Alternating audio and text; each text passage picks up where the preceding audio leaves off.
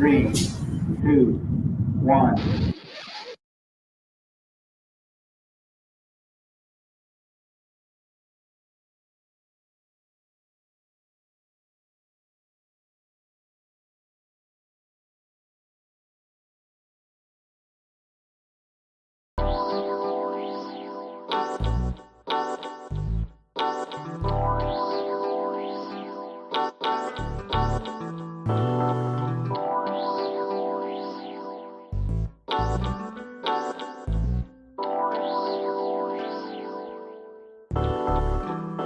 Oh, we've been together for a while, and everything was working out. Moved you into my house when your landlord put you out. Yeah, showered you with gifts and things. I showed you love, gave you diamond ring. Oh yeah, oh. Even though you were there, your heart wasn't in it, and you. What's happening, everybody? Welcome to another episode of the PDXDOPE Live Podcast, Wednesdays edition. It's me, Mr. Ray Nelson Jr., my man Jermaine Mason in the building, and we're back. What's happening with you midweek, brother? How you doing? Oh man, just hanging in there, just getting it done. How about yourself? Man, I'm doing the same. I mean, it's kind of an off week for me because I was off on Monday, so I had a new hire and all that stuff. So it was kind of crazy getting back to work and getting caught up on stuff because missing a day, bro, is everything. So I that's why I don't take many days off from work. But it's been cool. Right. Other than that, yeah, man, we ain't really hollered at each other since the Ryan Garcia Devin Haney fight, man. So indeed. And that's definitely something I had on the topics, and we can go ahead and jump right to it. We watched the fight. Shout out to LeBron James. He's the one. Lula, he set everything up at his house. Great food, drinks, and we got to hang out, man. So I had a fabulous time with him, and that was all good. We got Elijah Jackson who's going to join us. He's in the building. Fix your background, ho. I can't, bro. There's something going on. You remember when yours was messed? I can't put it up. Shit. Come on, bro. Man, I'm out here, man. I'm gonna try to be right. I feel weird right now. I feel like an outsider. What's up, man? oh man, it's all good, man. What's going on with you? Man, working hard, man. I can dig it. Hey, so check it out. So when you just hopped in, we was talking about this weekend's fight. Did you get a chance to watch the fight this weekend? Devin Haney and Garcia. I mean, I didn't watch it as intently as y'all did, but I mean, I caught it, but I was doing other shit at the same time. But I know I seen Haney get his ass whooped. Yeah, that's pretty much how that went. But it was a great fight. I thought that I picked Ryan to. Excuse me. Let me quit lying. I picked Haney to win the fight, and that definitely didn't happen. So, when we was at LaShawn's house and we was getting ready for the fight, we watching, they come in there, boom, and it's like the goddamn, and they couldn't even sip his drink before it's like, bam, nigga start screaming, and he shook Haney quickly, and at that point when I seen that happen, I was like, this is going to be a problem. There was nothing. I didn't think he was going to just.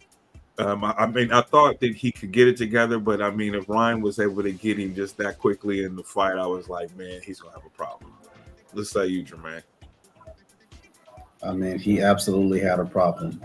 It was like 20 seconds, 30 seconds in, Ryan hopped on his ass. Right.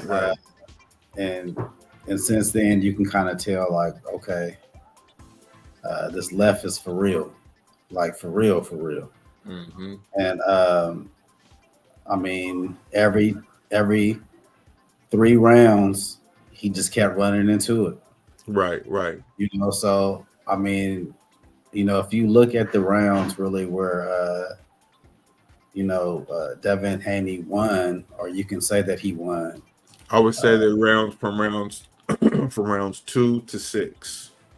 After Right. that, So, was, but if you look at those rounds, you can say that did he win those rounds because Ryan wasn't active? but that's yeah. I would say that. I mean, Ryan came in and he kind of stole some rounds towards the end of the round. You know what I'm saying? But you have to look at the whole round in its entirety. Now, how judges look at that, they're gonna remember the latest thing. So when those kind of things happen, those could be swing rounds for Ryan. I definitely could see that. But in my mind, watching it after he got popped, he was pretty much responsible and he was kind of in a groove though, but he wasn't necessarily fighting his fight because Ryan, it looked like, kind of lured him in, and because Haney was stalking him, kind of like walking him down, or whatever, once he started to get his legs and start to win some rounds and put some in the bank. Yeah, it just looked like to me the rounds that Ryan won, like he won hands down. Like it wasn't no close round. It was like he dominated that round, rocked him a few times, slipping and falling. And the rounds that Haney won, it was just like because Ryan was gassed and just took the round off. It just seemed like whenever Ryan wanted to apply pressure, he could with no problem. Yeah, he was bigger. He was bigger, stronger. That 3 pounds mattered. and I don't think that my thing is that Devin. I don't think Devin really fought. He didn't fight a smart fight against him. I think he underestimated him. I don't think that mentally he was prepared. This was one of those things, man. It's a lesson learned. I mean, if he can walk away with anything, he still got his belt because of that fact. But at the end of the day, mentally, how is that going to affect him? Will he be the same fighter? Going forward, because he's still got opportunities on the table to unify and do those things. But no, mentally, he ain't gonna say he ain't undisputed. Nah, he was undisputed at 135, and then he gave up those belts and he moved up and he beat Regis Prograis to beat him and got his title at 140 because he was having problems struggling to get to 135. He was coming in looking like a skeleton. And he couldn't make those weights, but at 140 he could make that easily and still be strong. You see what I'm saying? So, but you know how it is when you go in and you get touched for that was his first time he got sat down. You know what I'm saying? So that do something to a motherfucker when that's just like imagine Floyd Mayweather. His whole thing is Mr. Whatever and on L. You know what I'm saying? But his thing is that zero. You know what I'm saying? Yeah, well, once he gets past that, man, he can recover from this shit. This is nothing. Because, everybody who we love and who we think is great got losses on their records except for Bud Crawford, right? Yeah, but everybody ain't the same. So, some people bounce back, some motherfuckers don't. It depends on, I don't know if Errol going to bounce back.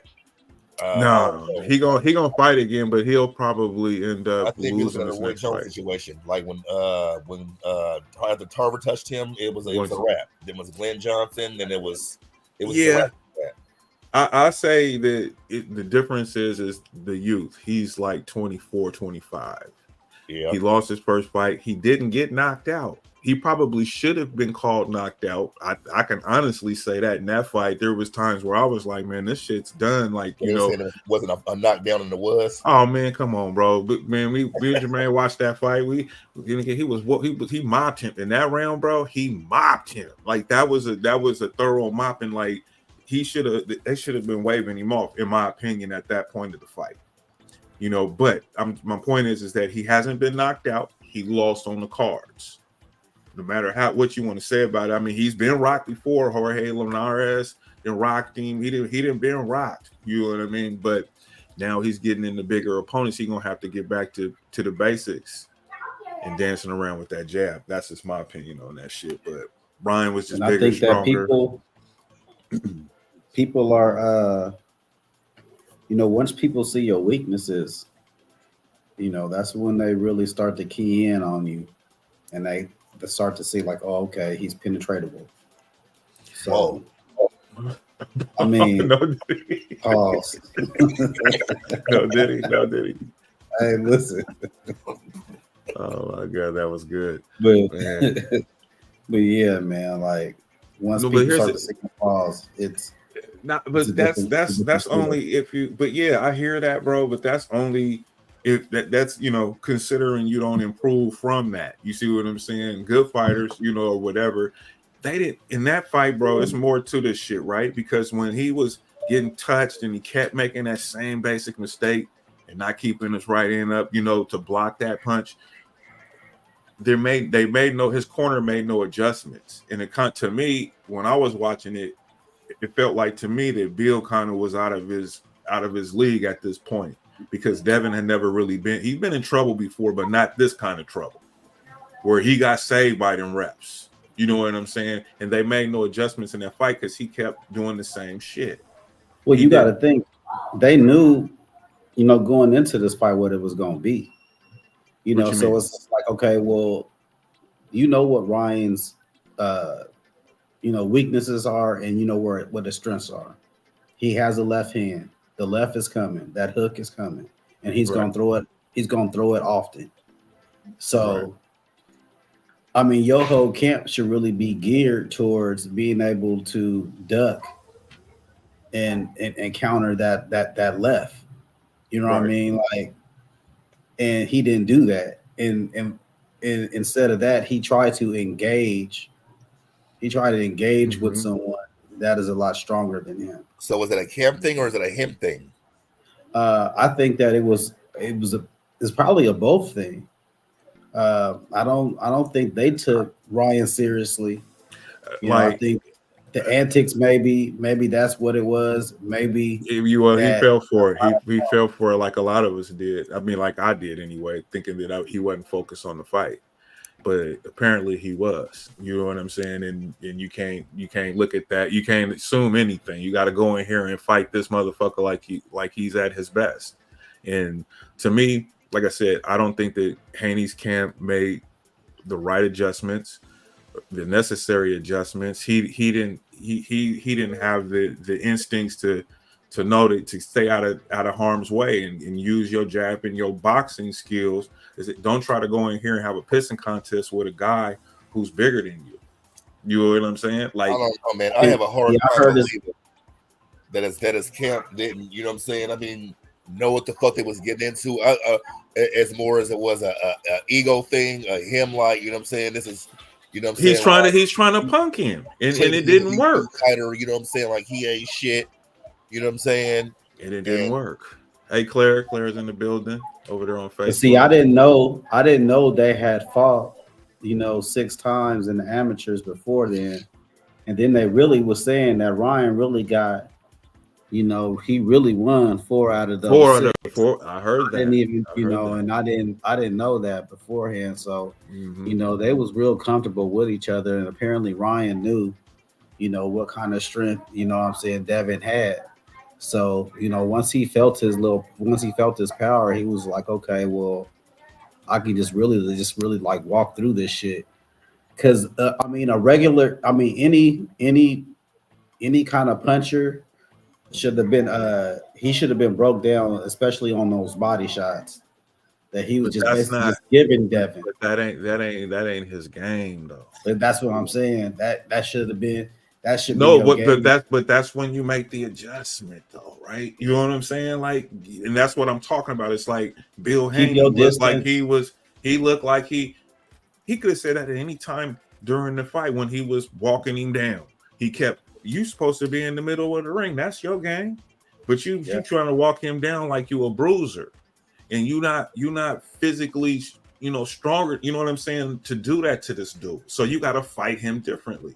And to me, that's the mistake he made, because outside of that, that's by ego, the time bro. That's not camp. No, it is ego, bro. No. I mean, I get that, but but like he can improve. I'm saying ultimately he should be able to bounce back from this. You know what I mean? But that's like you can tell me right now, Jax. gonna go fight this nigga over here. You know what I'm saying? He's quicker than you. You know what I'm saying? Don't go in here trying to be Floyd, nigga. Go in there, nigga, and lean on his feet and make him feel you. You know what I'm saying? Right, and right. And fight the Wilder Tyson Fury fight type. You know what I'm saying? Right, right. You're thinking I'm motherfucking, you know what I'm saying, Sugar Shane or some shit and get my ass whooped. And I can't say why he didn't tell me.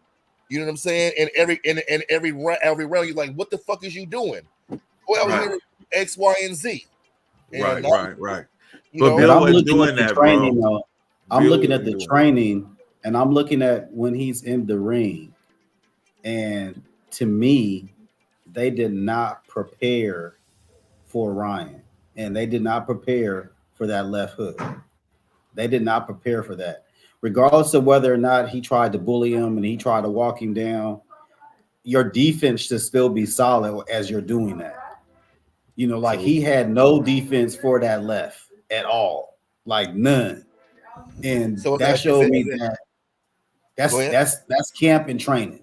That's what that is. I mean, is that like a Charlo situation? Because you felt like Charlo, you all at the house hanging with the kids and the bitch and.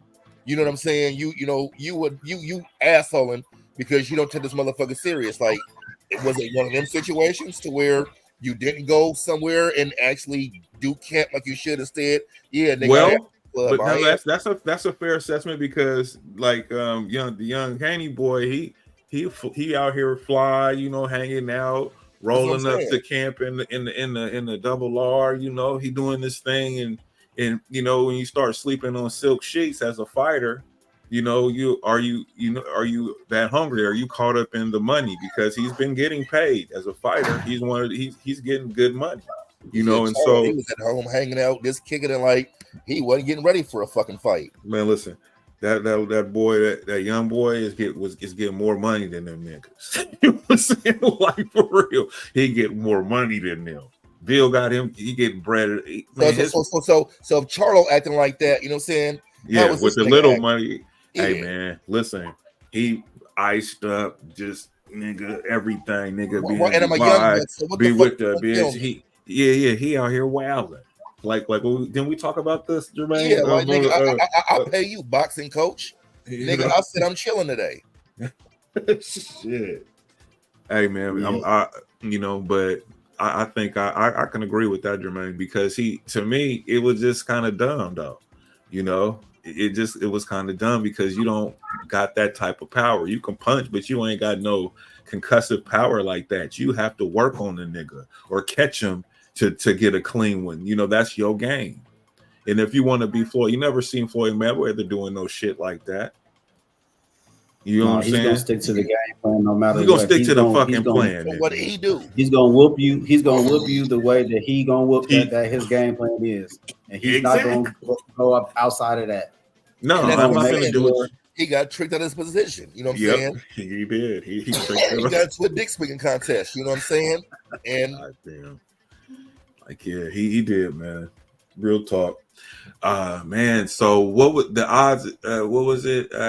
This dude on the Star show I was listening to, he had bet some money on Ryan to win. He had bet he would have got more if he would have got the knockout. No, he got it to win the fight though. It was crazy, but I think he bet like he said he bet like $1,000 on it or something like that. And got like we say 12 to 15 or something like that or whatever, something crazy. Yep. He said he felt like he knew Ryan was going to win the whole time, and so he bet it. He put it all up, and he won. That was a nice payday. Yeah, it was. He put his balls on the well, he had it, so he did it. Fuck it, you know.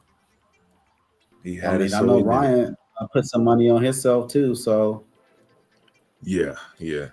Ryan put he put $2 million on himself and he won $12 million. That's what I heard. What about speaking on gambling or shit? What about the Porter nigga? That nigga lost 2.8 million, nigga. Because he won 20,000. Like, what are we talking about, bro? God, listen. So, yeah, I mean, so I say, Ray waged 2.8 million.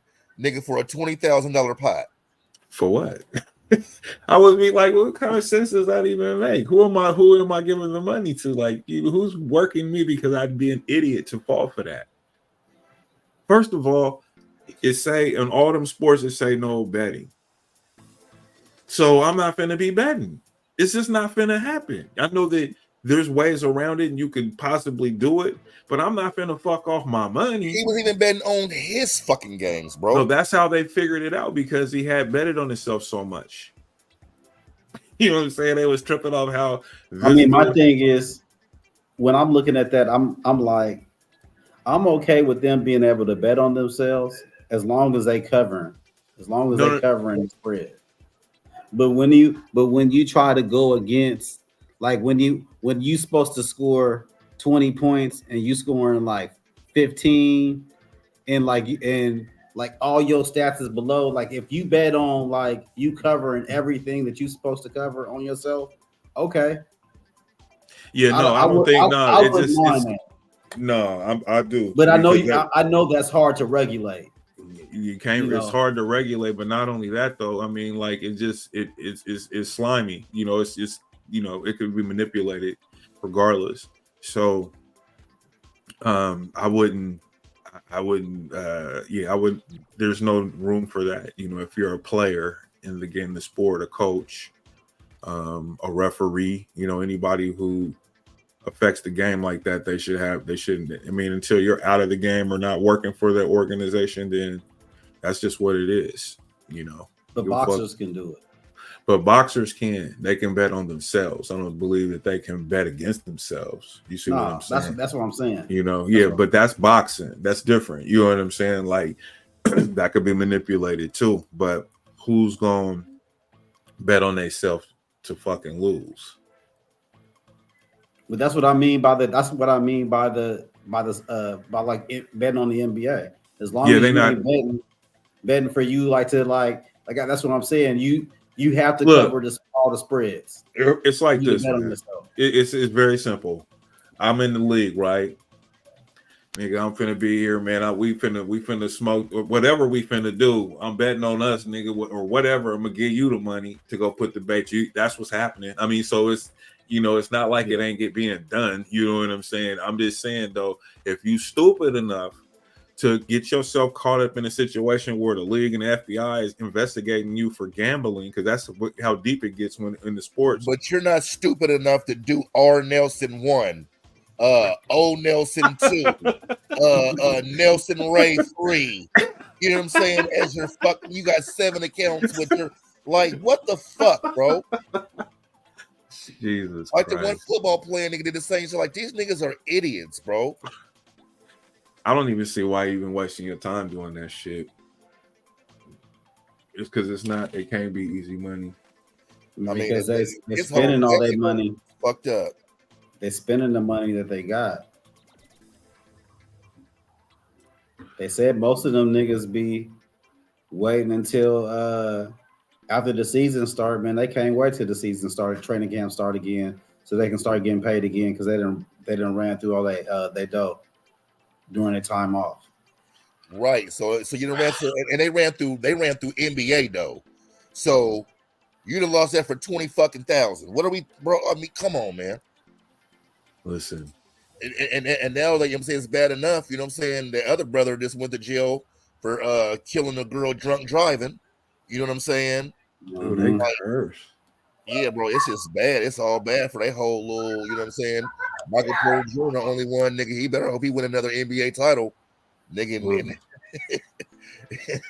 Listen, man. It's cold. Dragging him down, you know what I'm saying? Instead of him being able to focus on the playoffs, he got to answer questions about these fucking idiots.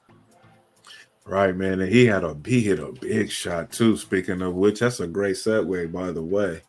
Los Angeles Lakers lost their 10th straight game to the Denver Nuggets and fell down 2-0 in their Western Conference playoff game on this past Sunday. The Lakers are now going to be playing the Nuggets at home, and so hopefully they can turn things around. Me, myself, personally, I believe that the Lakers are going to get swept. So most people say 5 games, but I say it's done. Jermaine, what do you think? I mean, the way it's looking right now, it's looking like they're gonna get swept. But they It's looking took like care of home Let that court. happen to LeBron. You it's said, looking like, They not let that happen to LeBron. hey, I mean, it happened last year to LeBron. That's what I'm saying. I know, especially in year 39, because I mean, you got to look at the season he's having, the allure that brings to him and the league. That this 39-year-old is, you know what I'm saying, playing the way he's playing. They're not going for that, bro. You know what I'm saying? Listen, they gotta give him a game. That's just like when Kobe Bryant used to play motherfuckers, and he used to tell him, in this game right here, I'm gonna foul you all game, and the zebras ain't gonna do shit. You know what I'm saying? And then he commits to fouling you, and the zebras don't do shit. listen, bro. It's a real fucking how thing. how come they didn't do that last year? Because that's a great question. I mean, I don't have a definitive answer for you, but like I said, I don't see them allowing him, specifically because he did that last year. I mean, you got to think they're already trying to have him and place him in this GOAT thing. That shit's out the window. You get swept twice on your way out the door. You know what I'm saying? I mean, he didn't have 20 years. And he's still in the 21 years argument of being the GOAT. Right now, they're saying if he wins the league, I mean, win the championship, that he's not winning the championship. I understand that. I understand that. We know, we all know that. But what I'm saying is, they're already saying that if he was to win the championship, that a lot of people would concede him being the GOAT over Jordan. That people that said he never would be. So I'm saying that to say, there's no way in fuck with them talking that way about him, they're going to allow him to go out like that. Well, you got to keep this in mind. In both games, and this is what I'm kind of looking at. In both games, the Lakers were up big against them. We was at the house watching them, getting ready to watch the fight. And Jermaine, you was saying they was up by 14, 16, something like that before half. And I was like, nigga, they finna get swept by them, bro. I said they finna come back. They came by halftime, they down 2. So, and then they came back, ended up winning the game by 11. They're up by 20 Sunday night. You know, they smoking them and all this shit. And they came back and killed them. You know, it took their souls on that last shot by Murray. So it's like, to me, it's like, and I say all that to say this because Murray had a shit game. He played terrible, and the team as a whole hasn't played their best basketball. So to me, at some point, Denver is going to get a good game, and LA has played their best games and still lost to them, and that's why I don't think that they have a shot. That's just me. They don't got a shot at winning, but I don't think they're getting swept. And on top of that, LeBron has come out the way he just criticized them refs, like, them motherfuckers hear that. You know what I'm saying? There's discussions about that. Like, you fuck around like, we tired of your motherfucking ass. They call it everything on your ass. They're just going against a team that's better than them, that's younger than them. Absolutely. That's younger than them. That it's just gonna be hard. I mean, if the game is super, super close. And they know how to close out games too, bro. Right. I mean, and nobody's scared of LeBron. Nobody's scared of him. Yeah, no, they're not. Right. They ain't scared no more. Nobody's scared of that nigga. So we was over at the house. Remember, they said LeBron needs some help. I was like, why this nigga always needs some help? Why? I mean, you know what I'm saying? Like, he got AD and he needs some help. This is what you see on ESPN. You see on all the sports channels that LeBron needs some help. You got AD, bro. You know what I'm saying? You know, and Brian Russell had a good game. You know, I mean, they had 3 good players. I mean, they all had good games and they still lost. That's what I'm saying. They got to play a perfect game and they still losing. Listen, but they're playing a perfect game against a team that hasn't even played a good game yet. Right. You know, and that's what's impressive. And then Jokic, man, he had like 30 or 20 boards, but at the end of the night, he punked AD so hard though. I was like, you know, I look at AD and he looks like a monster on there, but when he got on the post, he shook. Embiid or Joker. I gotta go with Joker. All day. Really? Absolutely. I don't know about that, bro. Oh man, that's an easy to say. I mean, for me, I'm just going. Before Embiid got hurt, that nigga was having his way, bro. Embiid different, bro. Embiid is a great player, but I understand Joker is, you know what I'm saying? It's, you know what I'm saying? It's Tim Duncan ball. It's not. I get all that. You know what I'm saying? It's a look how he said Tim Duncan. That's big time. I said I get all that. You know what I'm saying? I'm not saying that as a slight. You know what I'm saying? It's extremely it's basic, but I'm gonna bust your ass. You know what I'm saying? And the numbers, it's gonna be what the numbers is. I get all that. You know what I'm saying? But Embiid different, bro. With a healthy Embiid, I take a healthy Embiid over Joker, bro. Man, I mean, I ain't never seen a full season of a healthy Embiid. So this season he was. The possibility is great. He was murdering niggas this season. I mean, and you gotta think, but the so season was before as well. Jokic. I understand that, but it's different. It's like that nigga. Like you can see a dude that can fight. You know what I'm saying? And this nigga right here, but he's crazy though. Like you know what I'm saying? Like is this a different fighting this nigga? Like you know what I'm saying? Like yeah, you know what I'm saying? They both equal, but I don't want to fight him. No, you know what I'm saying? I'd rather not if I don't have to. Like it's just. I'll have to see how they match. So what be happening when Jokic be playing Embiid? That's a great question. Who gets the best out of each other? That's a great question. I've never like compared them head to head. Let's look it up. Because I'll be thinking Jokic be punking all of them. Nah, bro. I'm telling you, it's different with Embiid, bro. Embiid's a different animal, man. No, I know Embiid is good, and he's so. I mean, and he just so skilled, bro. Like there ain't nothing with you know what I'm saying. Like I said, Joker's effective. You know what I'm saying? So he's got a 5-2 winning record over him, Joel Embiid. Well, I mean that doesn't count, nigga. He had fucking crashed Dummy Simmons, and like that doesn't mean anything. Hold on, let me see. I got the stat news right here, so it shows their matchup. Let's see here.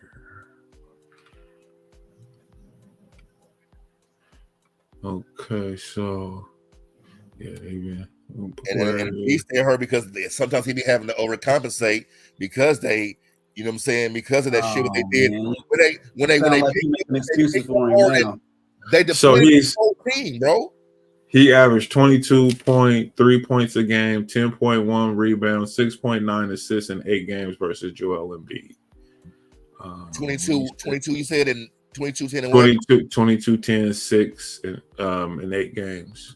Or 7, let's say 7 assists.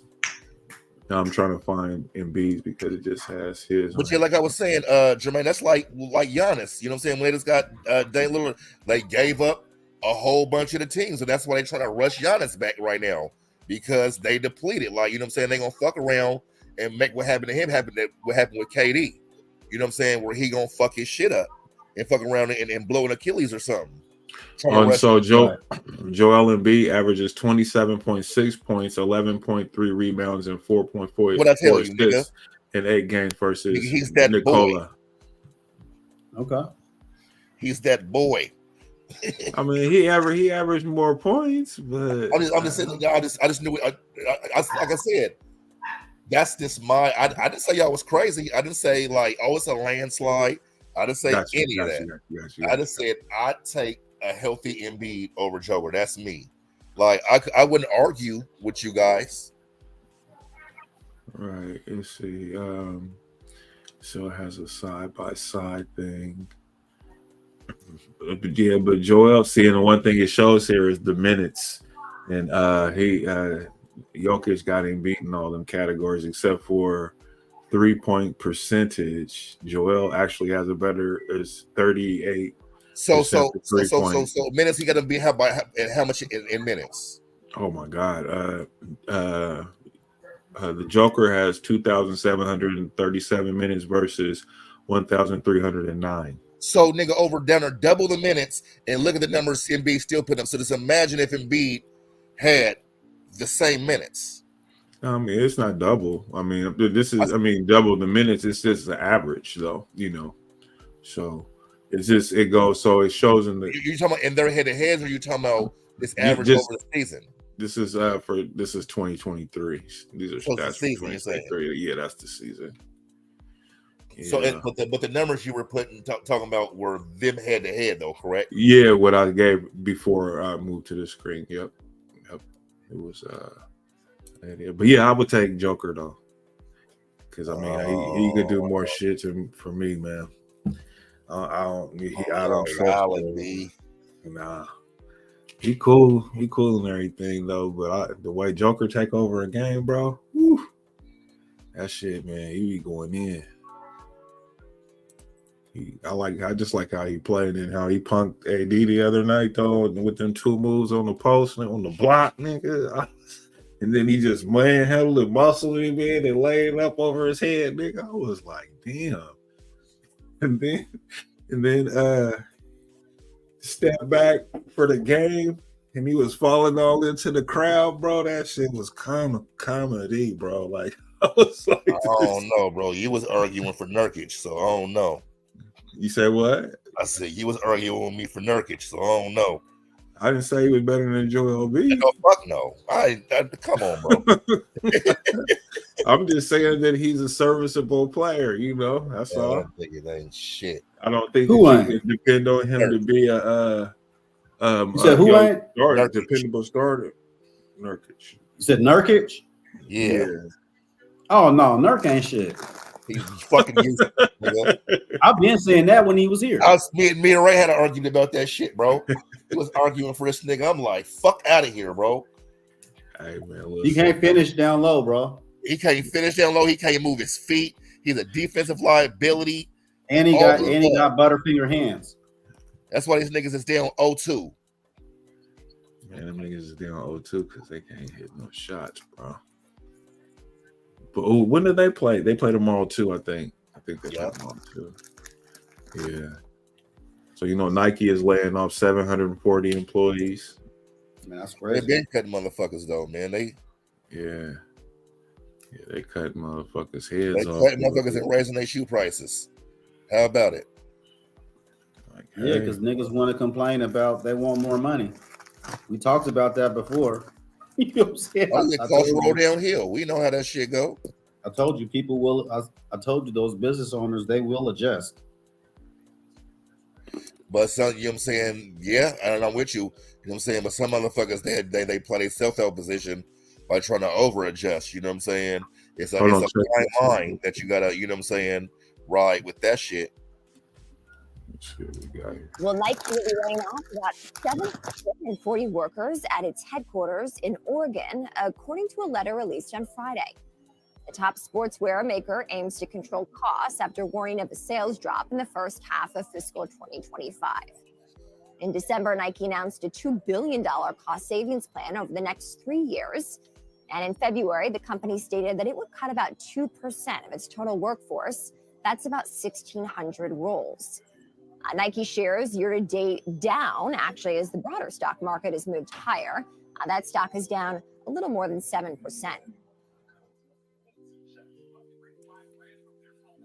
Well, that's that.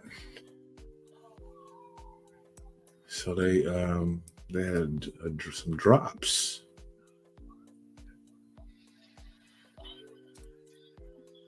I wonder how many employees they have all together in their company. Oh man, it's probably 100,000 or something like it. It'd probably be something crazy. It's a lot.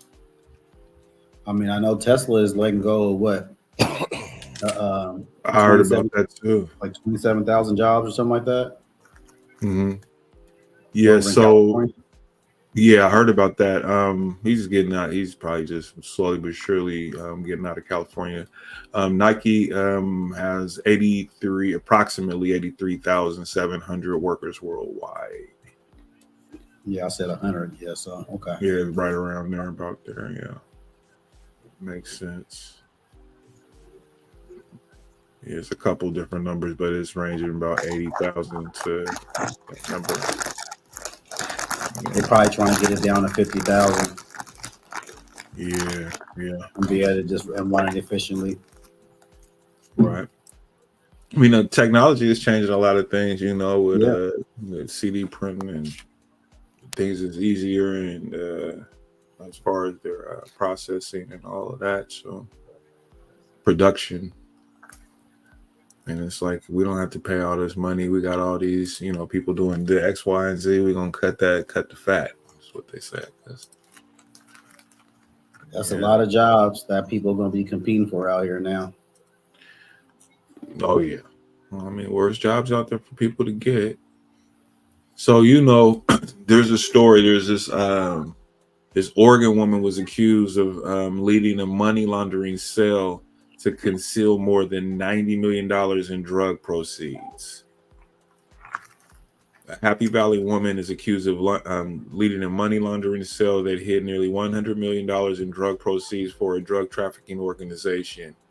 Inhua Fang, 37, is the first of 5 defendants named in a 6-count indictment out of the federal court of North Carolina, charged with conspiracy to launder money, conceal money laundering, engage in transactions involving derived property, and aiding and abetting in those crimes. It says she was arrested in Oregon on April 18th. She appeared in a federal court in Portland Tuesday afternoon with Assistant Federal Public Defender Ryan Garcia, U.S. Magistrate Judge Jolie A. Russo ordering Fang to remain in custody and transferred to North Carolina for prosecution after prosecutors urged her continued detention.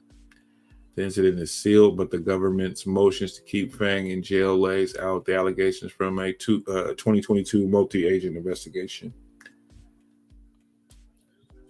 Yeah, and they said that though money laundering isn't a charge that typically calls for detention, the scope, scale, and volume of Fang's alleged crimes warrants that she remains in jail, according to Melanie L. Allsworth, acting assistant deputy chief of the U.S. Department of Justice, Narcotics and Dangerous Drugs Section.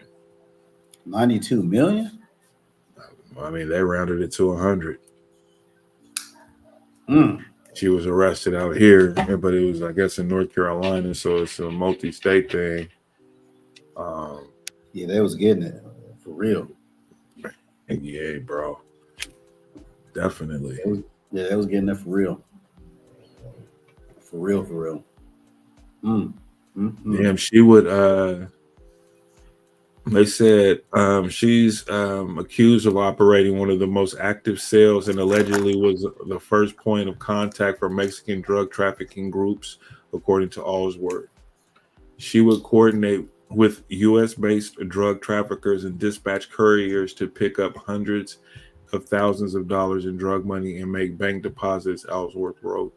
Between May 2022 and January 2024, investigators tracked 1,149 cash deposits completed by the couriers that exceeded 92 million, Allsworth wrote. The courier deposited money in accounts registered in the names of shell companies controlled by illicit organizations, the motion alleges. The money was then laundered further through cryptocurrency and other bank accounts, Allsworth wrote. Fang, for example, was intercepted on the federal wiretap June 1st, 2022, to pick up money from a drug trafficker in North Carolina to pay source of the supply in Mexico, Allsworth wrote. The drug trafficker called and asked to make an appointment, and she responded that she would text the serial, according to the motion. Yeah, she's definitely getting it. Yeah, she was the queen pin. Yeah, she was the queen pin. It was like cash pickups typically range from 100,000 to as much as 300,000. The operation used encrypted messages, fake driver's license, and different communication channels to avoid detection, according to the motion. And they said here from May to September 2022, for example, the group's couriers operated under Fang's direction made at least 102 bulk cash deposits totaling about 17 million into an account of a shell company called Kowloon Holdings. Incorporated. According to the motion, the deposits were made in banks in about 20 different states, including California, Florida, Illinois, Indiana, Missouri, North Carolina, Tennessee, Texas, Virginia, and Wisconsin, according to Ellsworth. Yeah, she's done. She says she's facing a lengthy prison sentence. If she's convicted, she'll have an incentive to flee to China, her home country, which does not have extradition treaty with the United States. Ellsworth, in the motion, Frank also would have access to high-quality false ID documents that the money laundering operation is alleged to have used. Oh yeah, it ain't letting her go nowhere. Man, they gonna let her go. You think so? I think so. And people like that be doing stuff. Yeah, she's gonna be a witness, or she's gonna go. They're gonna let her go to witness protection. No, she in too deep, bro. That kind of money. Oh yeah. Yeah. She ain't going to jail. Mm. They gonna want to kill her in jail because she know too much. They ain't gonna be like, oh, she's taking the time. I think they're gonna be like, she gonna get in there because you can tell at any time. Right.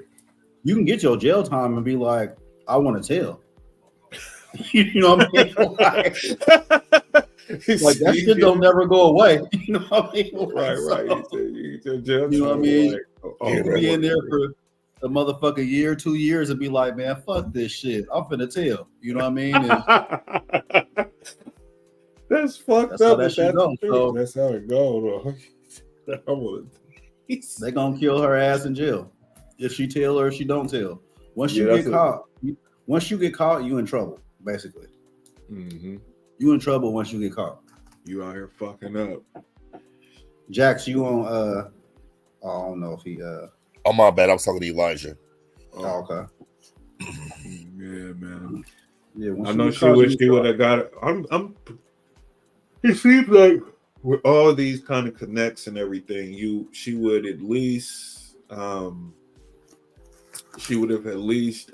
a tip or something. I mean, bitch, you moving this type of weight, you can't. I don't know, bro. I mean, in most cases, somebody been told. Right. You know what I mean? So, and that's normally somebody close to you. That's with you on the deal. Right. So because they didn't fucked around tricking off and got caught with some coke or something. Absolutely. Doing something stupid. Well, you know how that go. You know what I'm saying? And sometimes it could be something real minimal. You know what I'm saying? The motherfucker get a speeding ticket and tell about a bank robbery. Like, you know that shit. I said, man, I know a murder. Shit. Right. Yeah. And that type of shit happens all the time. Yes, indeed.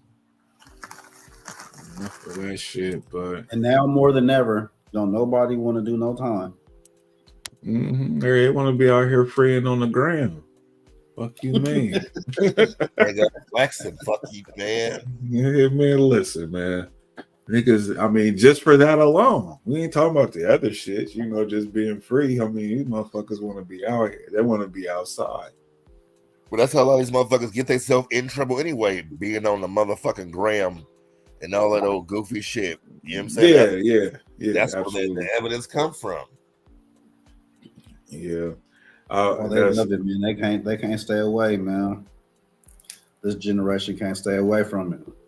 It's like endorphins. It's like drugs. Oh yeah, likes and all that. That's exactly what it is. Whole psyche is built and based on likes and stuff, and they're feeling bad because they don't got no likes or some shit.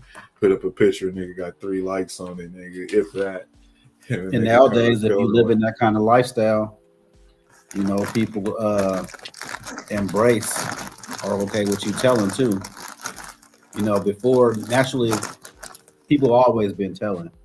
Right. But nowadays, it's more or less of accepted. Like, oh yeah, nigga, I'm telling, nigga. You know what I'm saying? Like, it's more accepted when you live in that kind of lifestyle. I mean, if you're not living a criminal lifestyle, then it don't apply to you. But if you live in a criminal lifestyle, it normally there's rules and things like that you normally go by. I And am in a today's civilian. It's always a been a part of the game, though, man. You know, I'm gonna let these niggas talk. Like shit. It's all kinds of Part of motherfuckers. PAL. Ain't that what they call? What's that? And what's the police league? PAL. Oh yeah, pal. Yeah, PA Portland Athletic League. I think. Some bullshit. Yeah, I still work for. And the motherfucker still around? No. No? They've been out for Jesus about 10 years. Yeah. Because they after I left from coaching at over there at Madison, that was their last year. They stopped, the funding dried up and they stopped funding the program, I think. And they're talking about it because after so many years of them, you know, them having that league and stuff, and they don't got it no more. This last of a dying breed, man. That was cool for a lot of young people, man. The police, they remember Officer Friendly, and then that just sounds so fucking creepy, bro. Officer Friendly, nigga, like, and he had the bike, nigga, with the what are those, the reflectors on it, bro, and he had the tape recorder on that bitch. Yeah, I remember he used to come to Lights. grade school. Yeah, Just to hire him. He used to pull up. Yeah, I'm like, man. He said creepy. He said one nigga to sit on his lap. Oh my god, that sounds terrible. Listen, oh no, my god, Officer fucking Friendly. Oh no, remember they used to give us Blazer cards. We used to go up to the police car or whatever. They see the police, like, hey, whatever. They would stop. Little friends cards. Man, friends. That turn into them Friends have the Blazer cards. Little badge stickers. The little stickers look like a badge. Yeah, but see, Friends had their own. Was they Friends? Yep. The cards that the police gave us. Them motherfuckers. I remember I got the Billy Ray Bates one or something like that. But whenever we seen the cops, we would run up to them because we would try to get our collection because they would always pass them out to the kids. I don't know who started that. Oh, nigga. I remember stickers. That way you got a sticker. That was it, nigga. Take your sticker and shut the fuck up. Nigga, man, them Blazer cards was nice too, though. They was clean, you know. I wish I still had some of those things, man. That was it. When niggas really started making money during the drug game, that's when niggas turned against the police, really.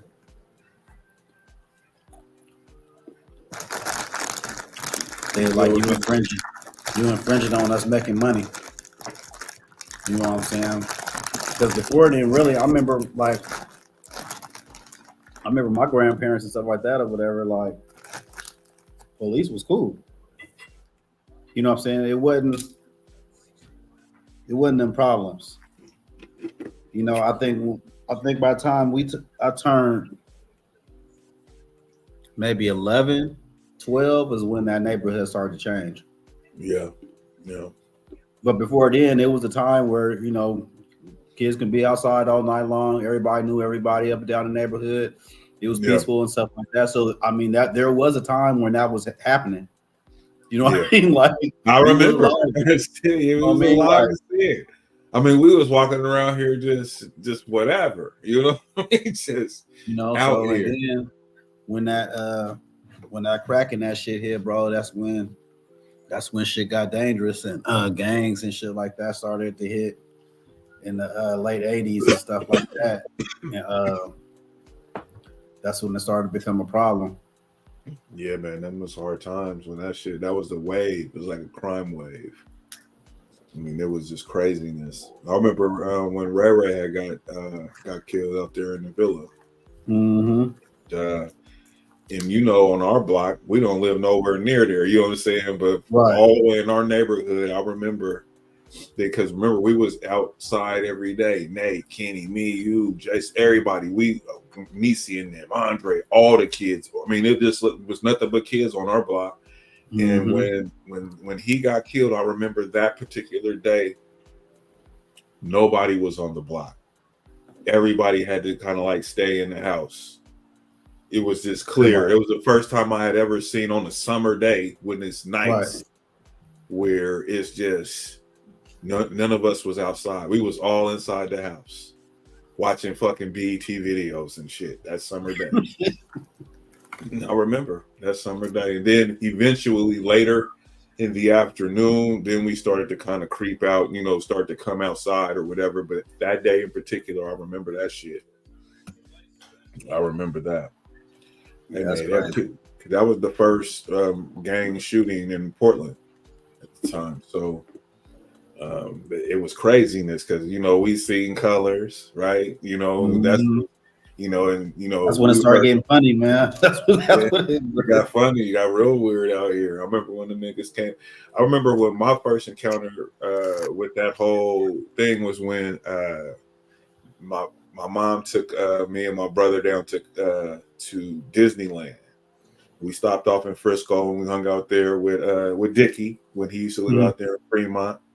And Lil Dicky, and then we went from there. We went down to Anaheim, but we stayed in Compton, right? So I was out there with some family members, you know, and I'm out there talking to you. So how we talked up here, we said, "Oh, blood," and I said that, right? And this, so mind you, I'm a 7th grader going to be an 8th grader. This that summer, right? And I was like, "Oh, blood," you know, like. And he was like, "Man, you can't say that." He was like, "Man, you gotta be."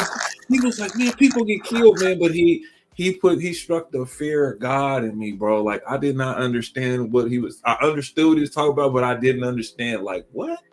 You understand? Like he's telling me, like Nick, he was like, "They will kill you." He was like, "The Crips will kill you." This is what he told me.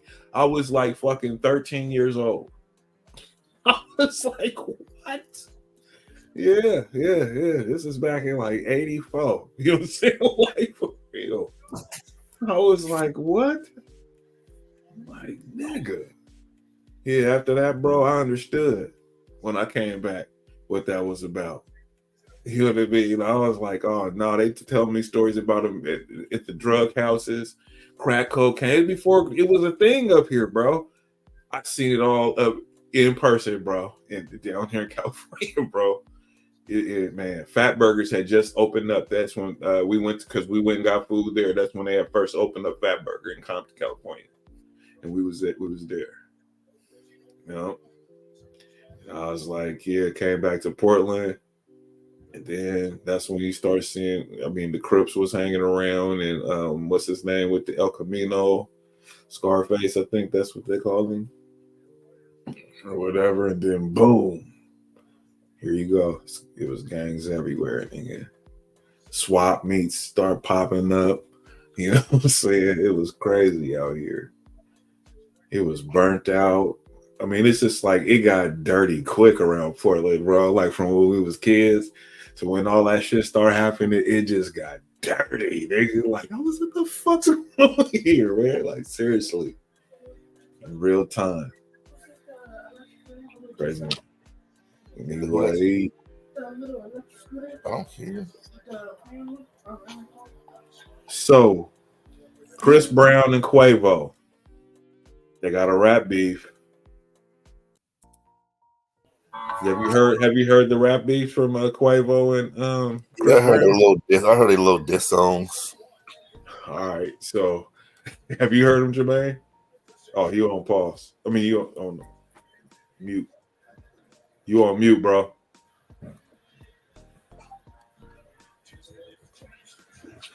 Is he talking? I don't think to us. Oh, okay. Yeah, but you heard about the songs, so what you think about the songs? Who got the better song? Which song you like better? When I say better song, Chris Brown got the better song, I guess, but I mean, I wasn't moved by either. Okay. I like Chris Brown because he's a singer. But I mean, but he's always, I mean, it didn't surprise me that he, you know, jumped on and did. I mean, that didn't surprise me. I mean, he got a whole fucking rap album with Tyga. Yeah, but he was mostly singing on that. No, he was rapping on there a whole bunch.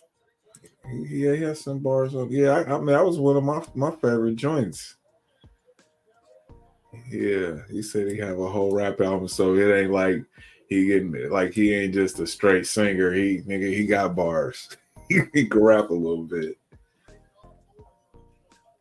Yeah, was it? You know what I'm saying?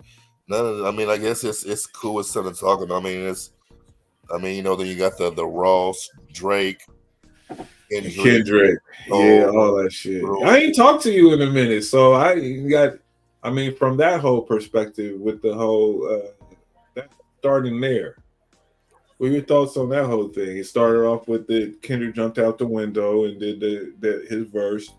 Then they've been shooting shots though. I mean, they you know what I'm saying, they've been shooting shots at each other for years. You know what I'm saying? And this is kind of like, he ain't with TDE, more. So, you know what I'm saying? There's a lot of political shit that he ain't got to play now. You know what I'm saying? So it's just like, nigga, and it's been a minute. He been on hiatus. So, nigga, I'm coming out firing. You know what I'm saying? Like, niggas been talking shit, you know what I'm saying? Because I ain't been out in years, you know what I'm saying? So, niggas been having a little fun. Like, that first person shooter song, it's cute. So, he came and fired his shot. Right. Okay. Say that shit. Man, where's Kendrick at now, man? Kendrick, I told you, right, when this shit first happened, I said, I don't think he got the stamina for this shit. I think this shit is a money play, and I think he got an album coming out, and this is I know he got an album coming out this month. This is a promotional tool. But he doesn't need that though. I mean, his name alone, you know what I'm saying? Because of the acclaim he holds. You know what I'm saying? Man, I'm telling you, bro, Kendrick. Bro, Kendrick holds a high. I mean, you got to think about it. The bar alone, fuck the big. I mean, his ops is saying, "Nigga, he that nigga." Like, you know what I'm saying? Like, he's held in high acclaim. Who's saying that? That was the whole line. Fuck the big three, nigga. It's just Big Me. That's a J. Cole line. He was saying, they said that me, Drake, and Kendrick are the big three. And Drake said, I never put that nigga in there anyway. I mean, that's some J. Cole shit. He said that's some J. Cole shit. I mean, it sounds good. Where's Kendrick at though? He ain't responded nothing. So he allowed to respond when he doesn't. I mean, this off that little verse alone, you see how it brought all the excitement back. He ain't, like you say, he ain't been. That's not what I'm saying. What I'm talking about is when is this nigga gonna respond? When you that Drake nigga, done put out 2 songs on him. When he's ready to. Drake done put out 2 songs on him. And how much has it moved the needle? None. Them songs that came and went. It's number 1 on Apple. So what? I told you what he was gonna do. He was gonna make that shit a meme, nigga. And they was gonna sell records, nigga. Who's talking what it did? That push up shit is number 1 on Apple. That drop and give me 50. I ain't heard that song, nigga. I heard that song when I played it on YouTube because I was wanting to hear this. I ain't heard nobody talking about that song. Maybe the first day. What I'm telling you is that it's number 1 on Apple. That's all fine, but what I'm talking about is everyone has been hearing that shit. That doesn't mean we all know numbers don't mean shit. We know that. No, it don't. It means something to them, nigga. I mean, to the nigga that's talking about it, but like, I mean, no, I'm talking about in terms of what it means to me. You know what I'm saying? I mean, it don't. I mean, there's a whole bunch of niggas. Man, it don't mean nothing if nobody ain't listening. Okay, there's niggas that sell more units than Cole, and who's in the big 3? Cole. But there's niggas that sell more units than him. Like, so that doesn't mean shit. If that's the case, if we're going off units alone, there's some whack ass niggas in the big 3. If that's the case, if that's what we basing it off of. Yeah, I would consider that it was be based off of consistency. So at one point, Tekashi was in the big 3. If that's what we're talking about, it's Tekashi. His numbers could. And if I would have told you that Tekashi was a top 3 rapper, nigga, you would have laughed at me. God damn. Rapper or selling albums? No, this is about rap. Nigga, Vanilla Ice sold a lot of albums. So what? He did. You sold a bunch of them. You sold a bunch of them motherfuckers. He ain't never been considered shit. Right. Look, you did. You sold a bunch of them motherfuckers. Yeah, that's just that's like you said, some cute shit to say. But no, on real shit though, Kendrick is acclaimed though. It ain't no question about his what he's done. You know, everything he's released. You know, Man, what is he doing? I mean, well, that's my question. That's why I don't give it at this point. I don't even care no more. That's the thing. So it's okay for him to, you know what I mean? Like he don't have to respond. He don't have to say nothing. He can just fade to black, and people gonna be like, "Oh, okay, he's just taking his time, or he's just." I mean, niggas won't. To me, man, you know this is a sport. Everybody can't do that. This is a sport. You know how this shit go. Y'all can't talk hip hop on one everybody don't get foul calls in the NBA. Then say the nigga can take his time on the other. So what we talking about? Everybody don't get foul calls in the NBA. Man, listen. The thing about that is y'all can't say hip hop on one end and then give this nigga a pass on the other. If this nigga's pen is so great and so tremendous, nigga, apply to everybody, this nigga that made a #1 hit on you, dissing you, and got another song with Tupac. Let me ask you this. Let me ask you this, right? When you can take vacation whenever you want to, right? Yeah. But one of your staff, you know what I'm saying, and they say, "Well, why Jermaine get to leave because you can't do what Jermaine do?" You know what I'm saying? He been on man. Listen, he been on a 4-year vacation. He been on a 4-year vacation, and he come back with this shit for publicity and shook the game up. Man, listen, man. Okay. Yeah, that's big. Well, if that's admirable, then no, okay. I'm just saying what it is. I'm not. He came very talented. So he came to the fight to talk shit. He didn't come to the fight to fight. He came just to talk shit. I don't got a dog in the race. I'm just saying that's what it looked like. I mean, you know, it looked like he just came to talk shit. He didn't come to fight. You know, I mean, whatever I say moves you niggas. You know what I'm saying? Like, nigga, that goes to show I control this shit. Just like me. A perfect example again. He got a whole hiatus. Hey, you try so hard to make it. I'm not even a Kendrick fan. You try hard. I think he's talented, but I'm not even a Kendrick fan. But like when he dropped Control, he went there for a long time. What happened when he dropped Control? Nothing. Nigga, the whole thing was in and everybody nigga needed to felt the need to respond, even if he wasn't talking to them, because he moves the needle that much. That's all I'm saying. He moves the needle regardless how much of a hiatus he has. When he speaks, nigga, motherfuckers listen. Period. My thing is, man, this shit, man. If he was gonna respond and do some sparring and stuff like that, like normally you would do when you call somebody out and you going back and forth or whatever. I mean, that's what I think everybody wants to see. And it's too bad that we ain't able to see it. He gonna put it on this album. I mean, to me at that point, I don't even want to hear it. I mean, I'm already there. Like, I don't even want to hear it. Drake did the push-up song, and then he did a song where he threw a couple shots in that verse with fucking Tupac and Snoop. Snoop, there we go. Like, so it ain't like Drake. I mean, and that's Drake's fucking MO anyway. You know what I'm saying? I'm always gonna try to go back. You know what I'm saying? Ever since the Meek back-to-back thing, like that's his calling card. Why would I? That's like Devin Haney and Ryan Garcia. I'm gonna go in here and fight your fight. That's fucking stupid. I mean, I've never seen any hip hop battle where somebody doesn't respond. Is it really a battle at this point? I mean, he kicked it off. He's the one that kicked it off. So I mean, he really responded. Is it really a battle though? So how many songs does he have to drop in order for you to be a battle? He didn't even drop a song. He didn't even drop a song. He dropped the verse. And man, he dropped the 8. And he dropped the 8.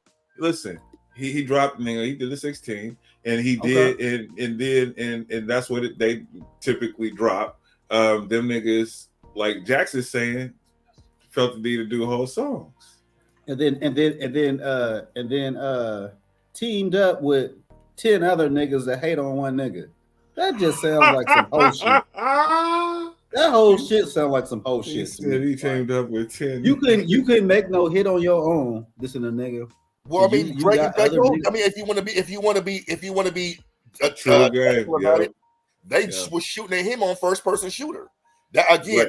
fuck the big three. They were shooting shots at him on that song. On that song, they did. That's did. just like Jay-Z what I and, do- and niggas that, you know what I'm saying, been beefing in Only If You Know, You Know. You know what I'm saying?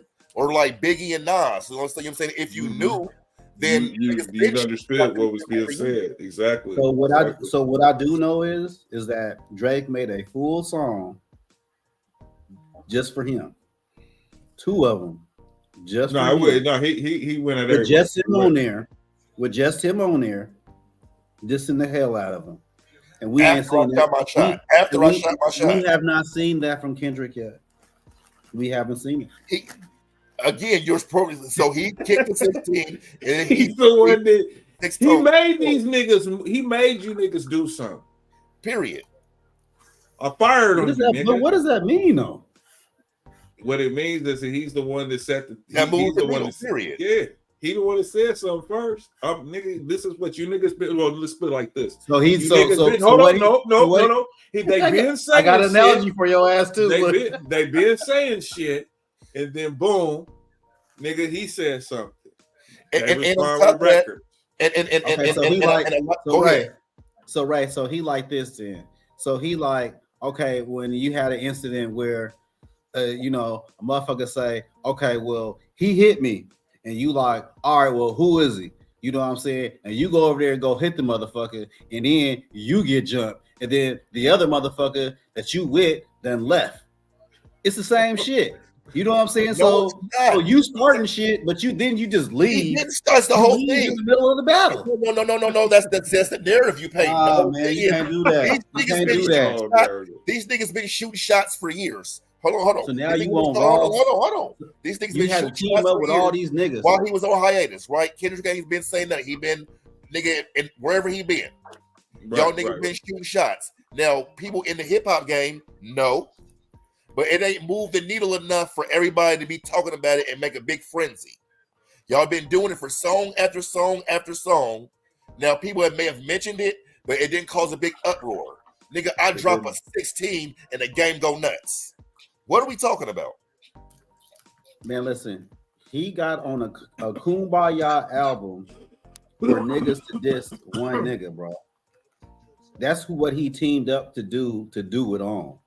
That's what he chose. That was his platform. They've been doing that. Drake been shooting shots at him on songs with people, and that's the platform that he chose. That's the platform that he chose to come out and do something on. Is teaming up with a bunch of other people is what I'm saying. And then what I'm saying is he couldn't even do it on his own. I don't. He can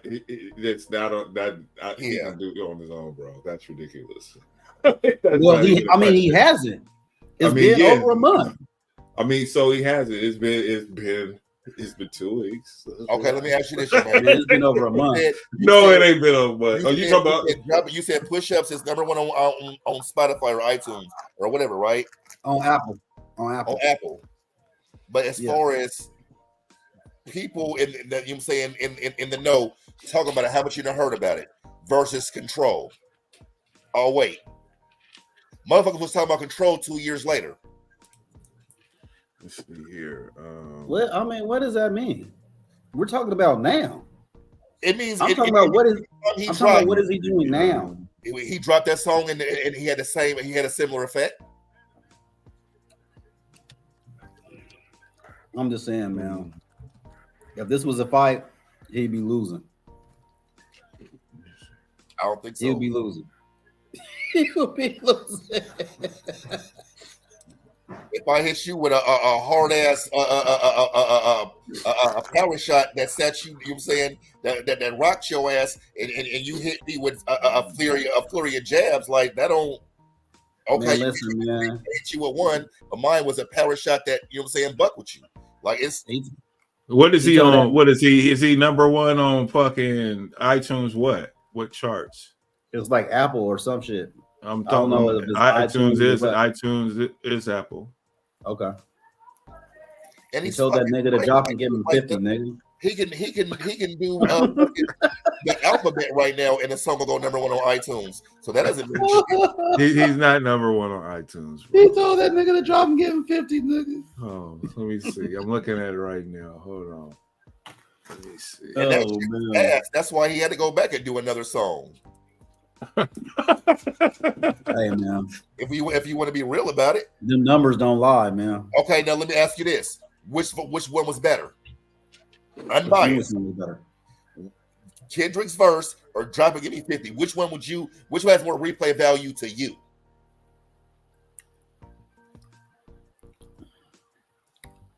The Drop and Give Me 50. Fuck out of here. He said the Drop and Give Me 50. Hey, look, nah. I mean, I would say I like the other song, man, but it's just because of he got 2 other motherfuckers on the song. Nigga, it's not his song. That's what I'm saying. Like, it ain't. Well, we don't listen to the Metro Boomin song. I just listen to Future. I like Future's verse better than I do his. No, I don't. I do. I'm just saying, I do. Shit, you know what I'm saying? Like, I don't. More than Kendrick's verse. Man, it's the big 3. Me, I mean, that's cool. That nigga, you crazy as fuck. Man, that's just cool, man. Oh my cool. God. This nigga is cool. That nigga smoking dust, my nigga. What do you think about Cole like apologizing? You said what? I said, what y'all think about Cole taking the route he took? I think he did what he was supposed to do. He didn't want to be involved. So do you think he should have been? Do you think he should have had that stance the whole time, or you know what I'm saying? You drop the song and it doesn't move the needle, and then you apologize after that. I think that to me, I don't think that he should have did anything if he's gonna do that, or if he felt like that going in. Yeah. I also feel like, I think he changed his mind. I mean, it is what it is, but I mean, like, nigga, it didn't bother me either. I don't give a fuck. It didn't bother me either, but but even that seems. I know people, because people was tripping, bro. They was tripping on the nigga. It's like, why have a change of heart now, nigga? You've been shooting shots too. He have been, but that nigga tapped out early. He didn't want the smoke. That's what it was. Nigga was like, your boy ain't even saying nothing at all. Who you talking about? He just went silent. Who that? Who? Kendrick. Ricky Rose? Oh, Kendrick. No, Kendrick. Yeah. I mean, my thing is, I think that in the microwave culture, that's what we expect of him. The most diss records, they don't come like that. He came out on a song that he did, on an album. Them diss records be coming out quick, nigga. They ain't taking months to come out with no song. Listen, bro. Listen. Most times it takes a it's same rules don't apply to everybody, bro. Like, you know what I'm saying? Like, I don't, you know what I'm saying? Like, if I move the needle enough to where I don't have to do, you know what I'm saying, my minimal output can match your high output, you know what I'm saying? Then nigga, like, that wasn't your song. It wasn't like you just made money, like you just made a bunch of money off that song, nigga. Like, nigga, money. That's somebody else's song, nigga. That ain't your song. But he's performing on the song. That's what we're talking that's cool. about. But how many times are you performing that song? Are they together? No, that's not the point. I mean, he could, when he performs, he can do the verse. I mean, it's nothing. That's what they do all the time. I mean, you know what I'm saying? That wasn't. He got paid for the verse, I'm sure. I mean, and that's what he spit. I mean, that's like any rapper that goes into to do a song. You know what I'm saying? And they might feel a way about a nigga, and they might say something about that nigga on the song. You know what I'm saying? Or an incident or whatever. That happens all the time. Response time, then Rick Ross wins because nigga, he did it within 2 hours.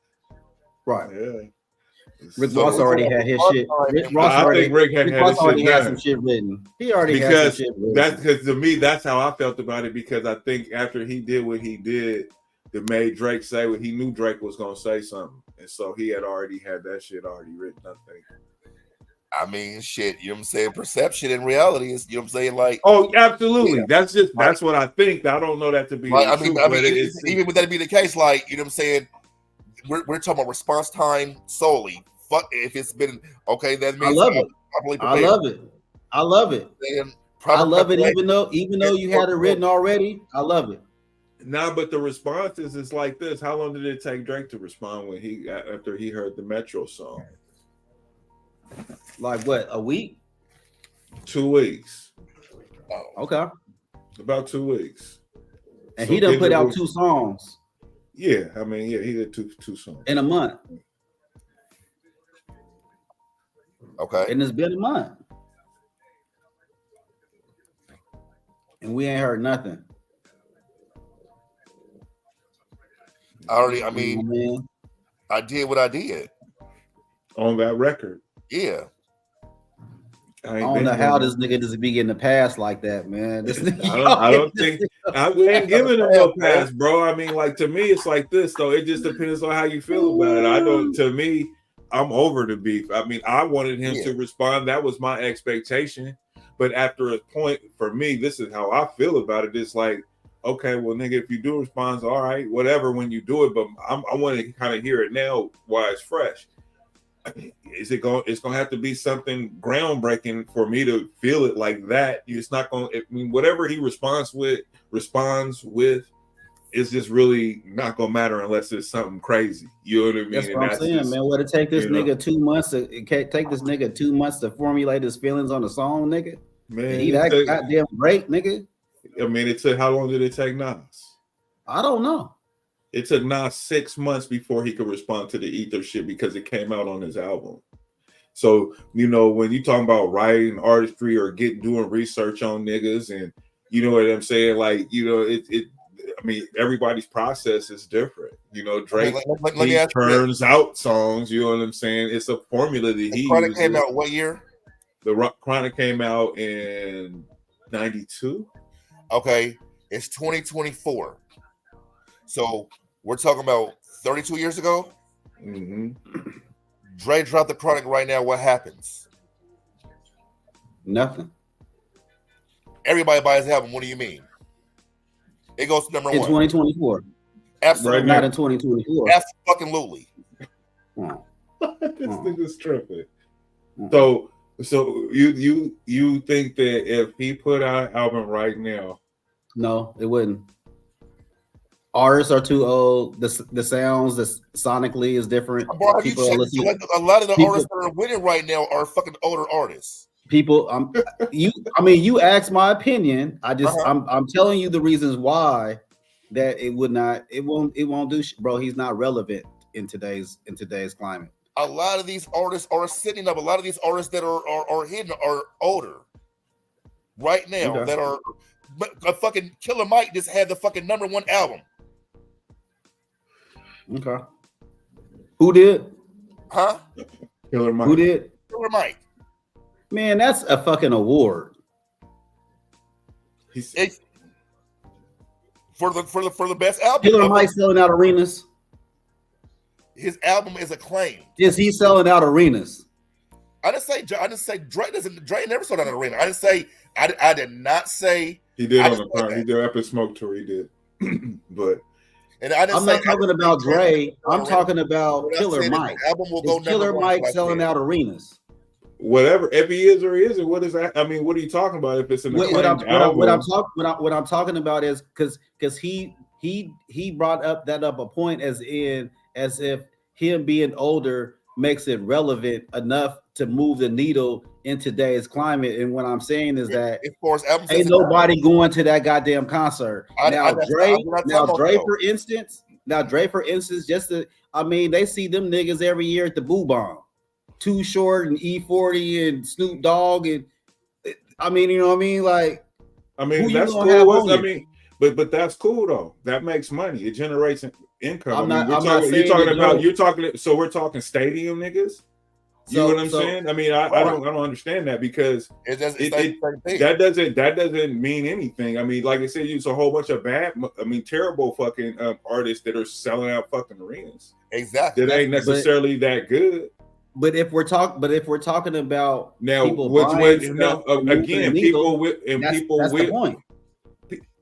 selling concerts don't constitute what necessarily constitute what people are selling. Period. Not at all. Huh? I said concerts don't constitute what the albums necessarily constitute what the album sales is going to be. What concerts normally tell is if you have true fans or not, because it's easy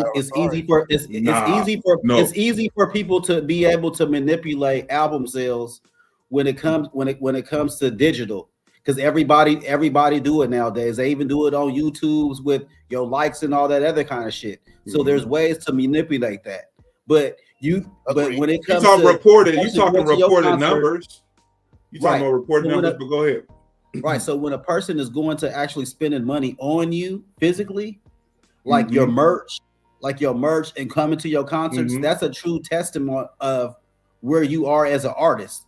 Like you see, like E40, for instance. So he's an artist that he was considered mainstream when he was messing with Little John, but he had been around 15, 20 years prior to then or whatever. So he has a certain fan base that might not sell out the Motor Center.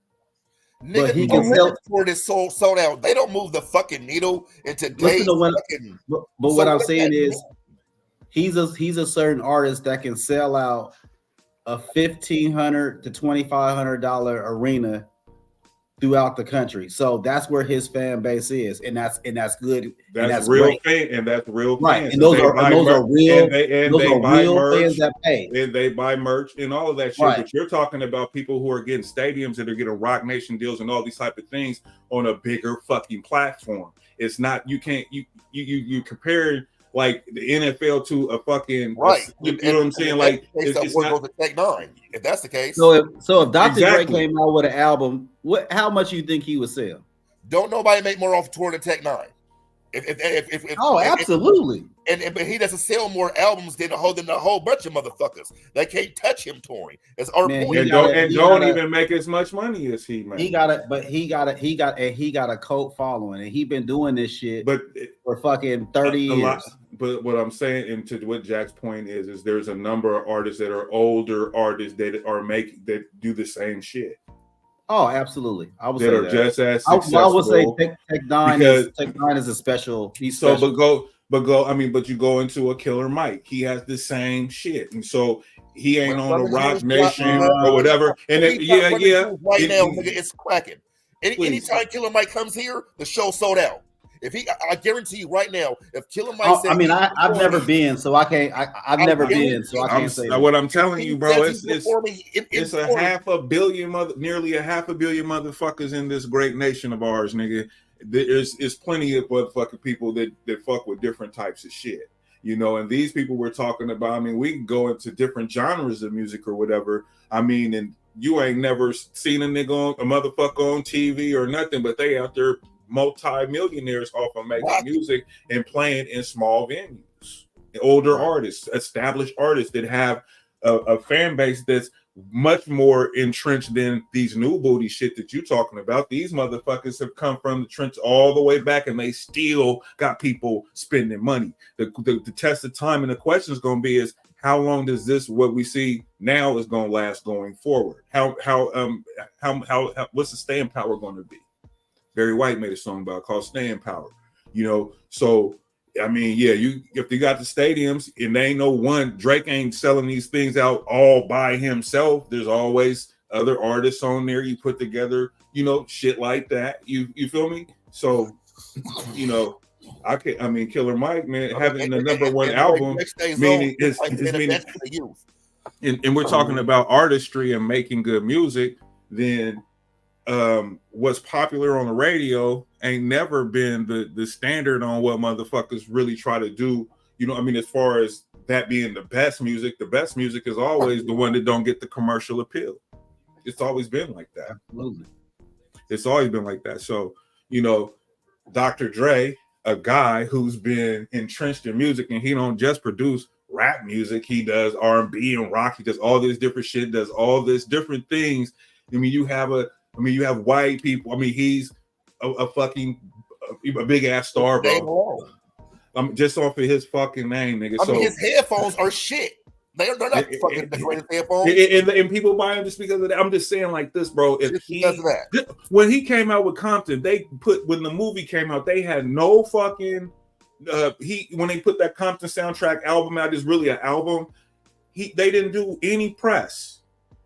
None of that shit. It came out, nigga. That motherfucking shit went platinum. I mean, it was. I'm gonna tell you, bro. Just off of course, it's gonna do so. And that's movie related. And it's gonna be. Hold on. I would say it came out well after it wasn't like incorporate. It wasn't like you know how they release a movie an official soundtrack. I'm saying this. I'm thinking that if Dr. Dre came out with an album today, his first week sales ain't gonna be above 50,000. I don't believe that, because if he's coming out with an album, he always have guests on his shit. That's what I'm saying. I'm not it's always been about. I don't believe it's gonna be above 50,000. But so you mean to tell me, but DJ Khaled's going like listen to yourself, bro. I'm listening to myself. So you telling me DJ Khaled it can do it, but the Dre can't put together like it's no different. And Dre's actually producing, and he's doing the same. but except for he's actually producing and rapping. So how come people? DJ Khaled is putting the number one album again? I'm gonna tell you how. Because of the company DJ Khaled keeps.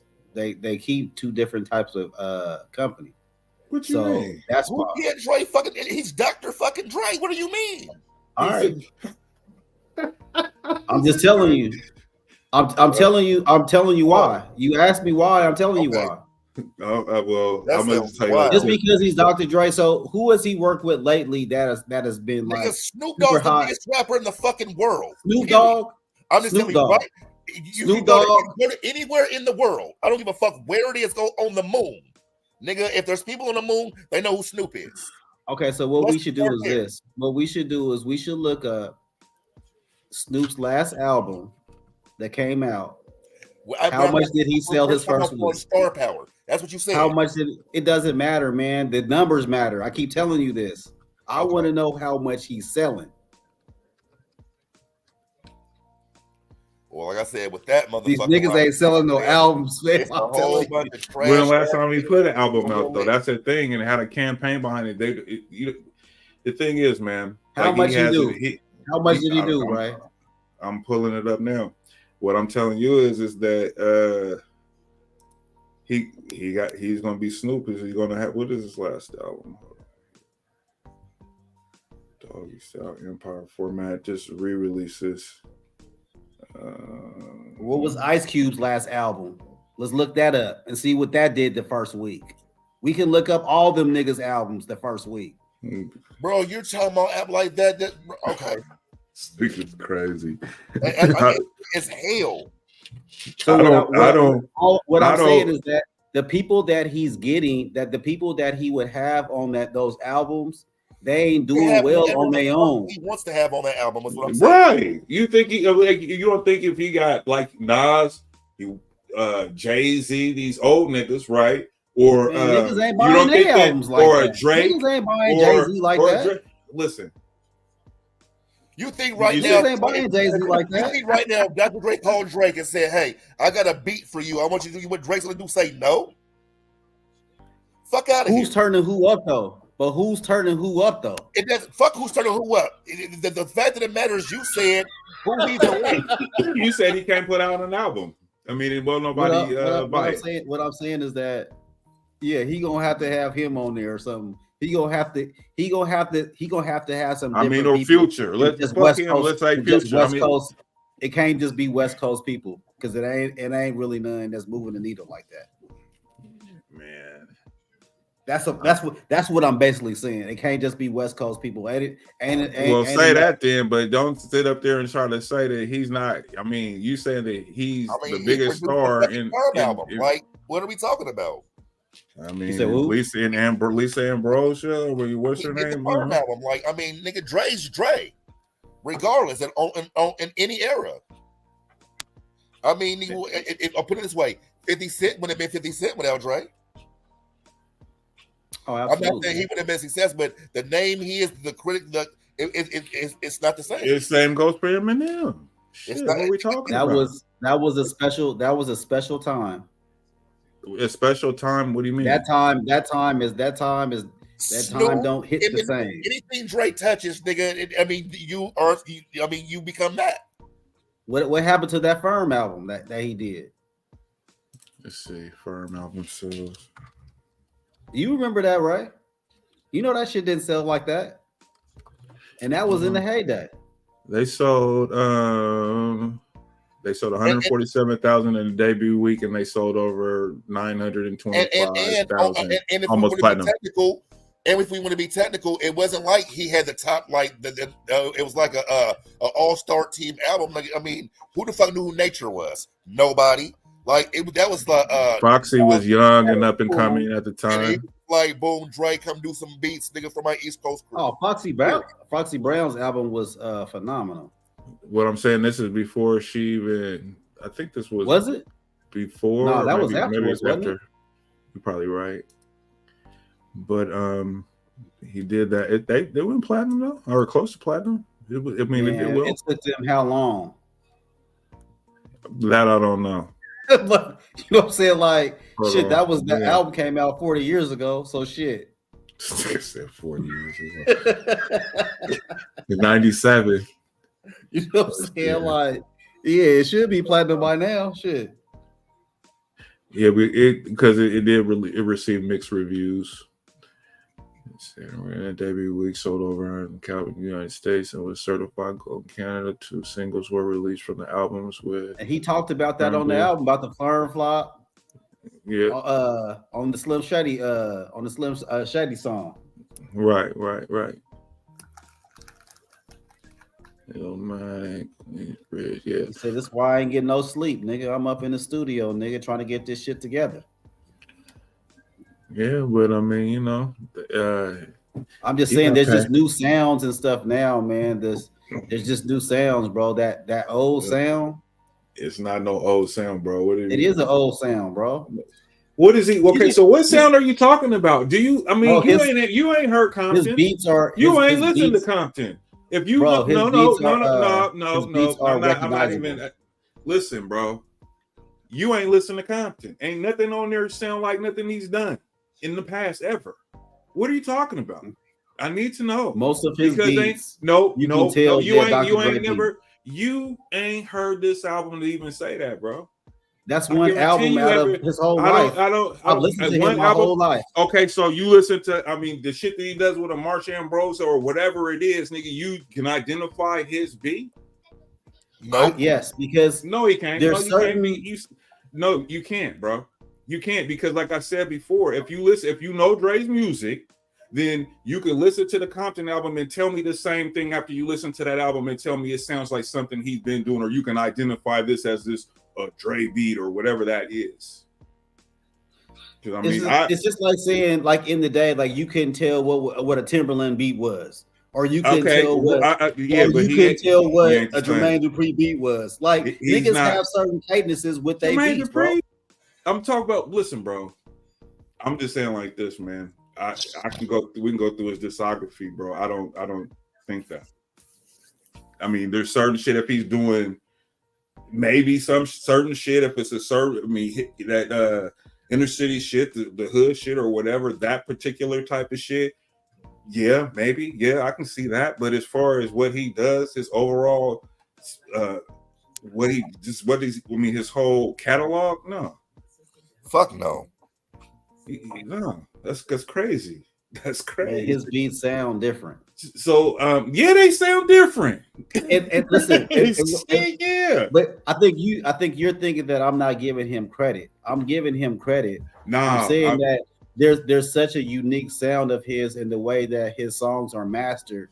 You can I can tell. Okay, well that part, you talking about sound quality, the phonics of it, yeah. And ain't nobody making music that you call popular even doing it like that. You know what I'm saying? No, that's what I'm saying. The sound today is different. The sound today is different than the old sound. And I think maybe for R&B, it could be cool, but I just think in today's rap, what these young people want to rap on, or these young people will be rapping on it, or he'll be producing people right now. Okay, perfect example. When's the last time you heard him on something? They dropped with that old school grimy New York song and a sound and blew the fuck up because niggas was fiending for that old school gritty sound. Listen, ain't none of they sound new school. It sound like boom bap. And they was one of the I would just say, like, it's just like anything else. Like, sometimes you got to grow with the times and your sound, you know, whatever your sound was, you just got to adapt. And I mean, I ain't heard no Dre on no albums in a long time. On nobody that's hot and relevant. There's some shit that he produced that you wouldn't even know he produced, is what we saying. On whose album? He does so many genres of music, bro. What I'm saying is, when's the last time that he was on a hood niggas beat that was hit? Oh, I don't know. That I couldn't tell you. I mean, but there's a whole bunch of songs or songs that a motherfucker find later on, like, oh, such and such made that beat, or like, you know what I'm saying? I mean, we hear about that shit all the time. I mean, it's like DJ. All I'm saying is that if Dre, that's bullshit, Jax. Because if it was a Dre beat, whoa. If it was a Dre beat, we would know it was a Dre beat. That ain't true, bro. I'm saying, like people would let it be known this is a Dre beat. Like, oh yeah, they say that they do that for name power because they know because people like his work. That's what I'm saying. Like, it ain't gonna be no secret. No. Like, so that's ain't gonna know. No, like, it's only in quality, in the way he mixes his records and shit like that. And that's only rappers. There's some like Marshall Ambrosia went around like, yeah, I'm on a Dre track. Like, I said, like, when was the last hood nigga that got on the rap that he produced that was hot? I couldn't tell you that. I ain't gonna sit here in front like I could. He ain't been around. I mean, shit, I'm a billionaire, nigga. I don't have to be. Just like Kendrick. That's what we're trying to like. When I don't have to do what you do. Just like right now, you don't have to go to and DoorDash after you get off work. You know what I'm saying? Like, you making it like you're good, like doing what you do. You see what I'm saying? Like, some niggas you might have to do extra. I don't.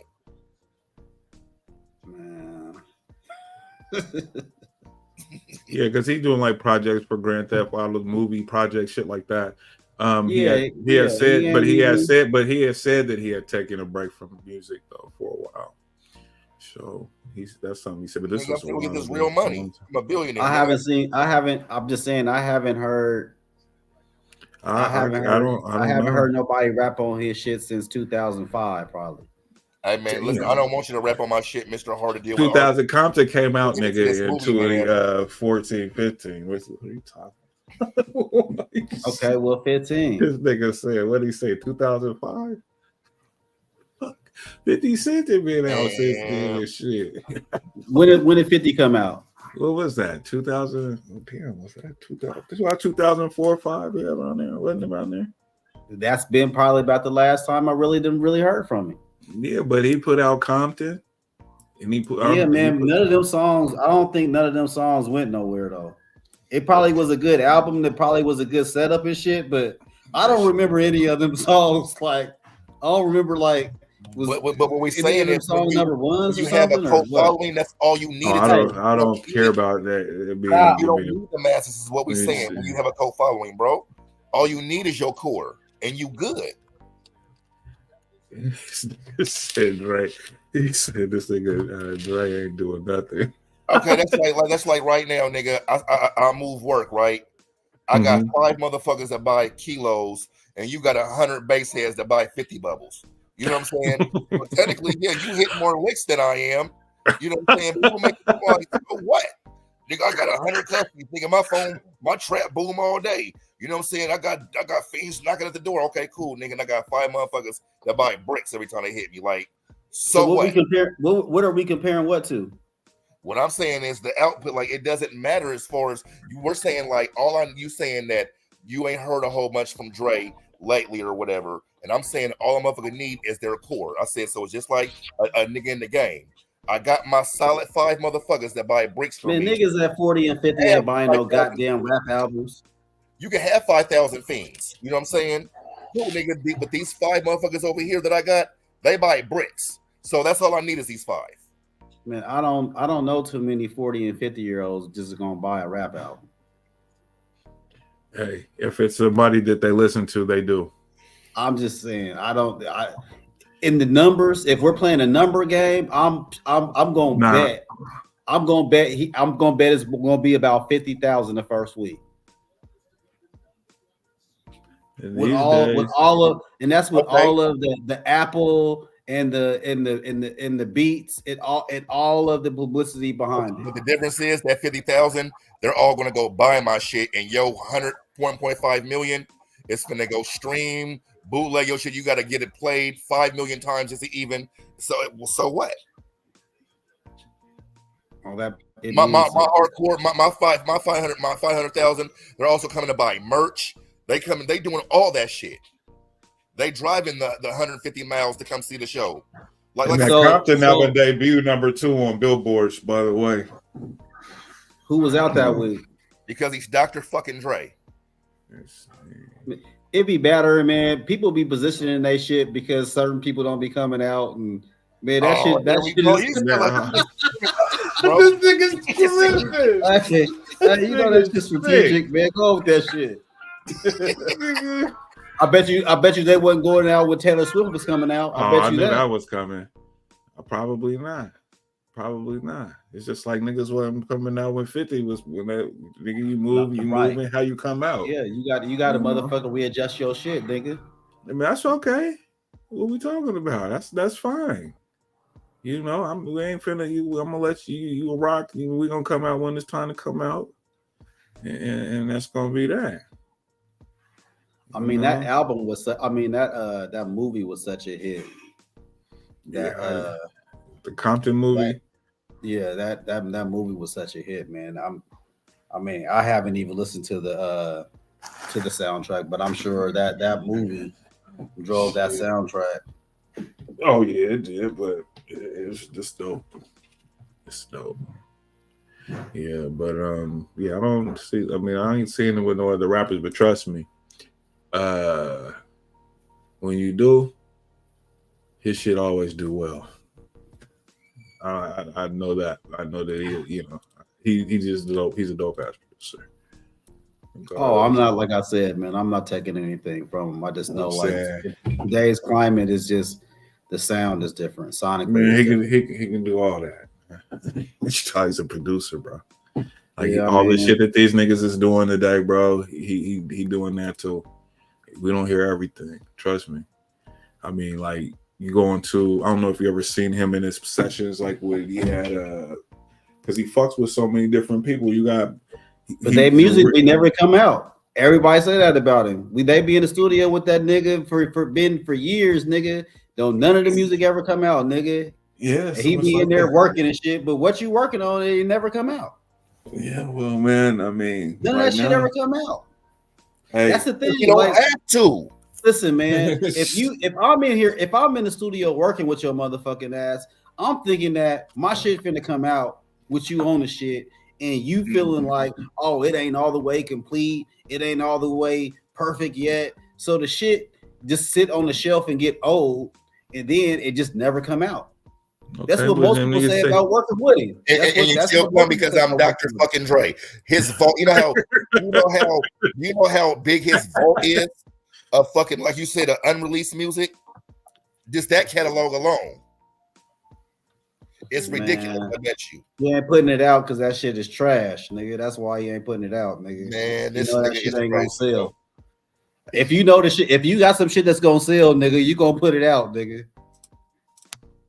Nobody knows it. What it's gonna do until they figure it out. Listen, man, he done sold enough albums and know what do sell, what do work. Hey, man. It's just artists, man. It's artists, and then there's people that just come out just to be coming out, and then you have people that are, that's how artists think. That's how they work. Not everybody. What he do got is Eminem. I mean, it's the same. It's the same. I mean, he like you say, he got checks, bro. I mean, it's just like Michael Jackson or anybody like that. I mean, he got tons of fucking records and music that never came out. That never ever came out. That came out after he died. Tupac, same shit. You know what I'm saying? Like, that's what artists do. They make a whole bunch of shit and they don't like it when they hear it and don't hear it. Then it's like somewhere down the road they stumble upon that record and be like, oh. You know, might put it out, some shit like that, or might not remake it to a different beat, whatever. It might not fit. The marriage might not be right. He gets a number of reasons why, but that's just motherfuckers have certain kind of quality controls. They, you know, artists are like that. He ain't executive produced an album since motherfucking what's her name? Truth, nigga. Was her name Truth? Was that was that her name? He just put out, didn't Marsha Ambrosius just come out with an album? Yeah, That's what I thought. He executive produced the whole album. Yeah, that's his artist. Or just a couple songs. Like I said, a couple of songs, bro. I'm just asking. Like, man, this nigga. Because on some of 50 shit, man, he gave 50 a couple songs. I mean, a couple beats, but he didn't do his whole shit. Listen, it was his shit. But he pretty much did his whole shit though. No, Eminem did most of his own shit. What you talking about? He did his early shit. Eminem produced right. That's what I mean. Of his shit after that, yeah.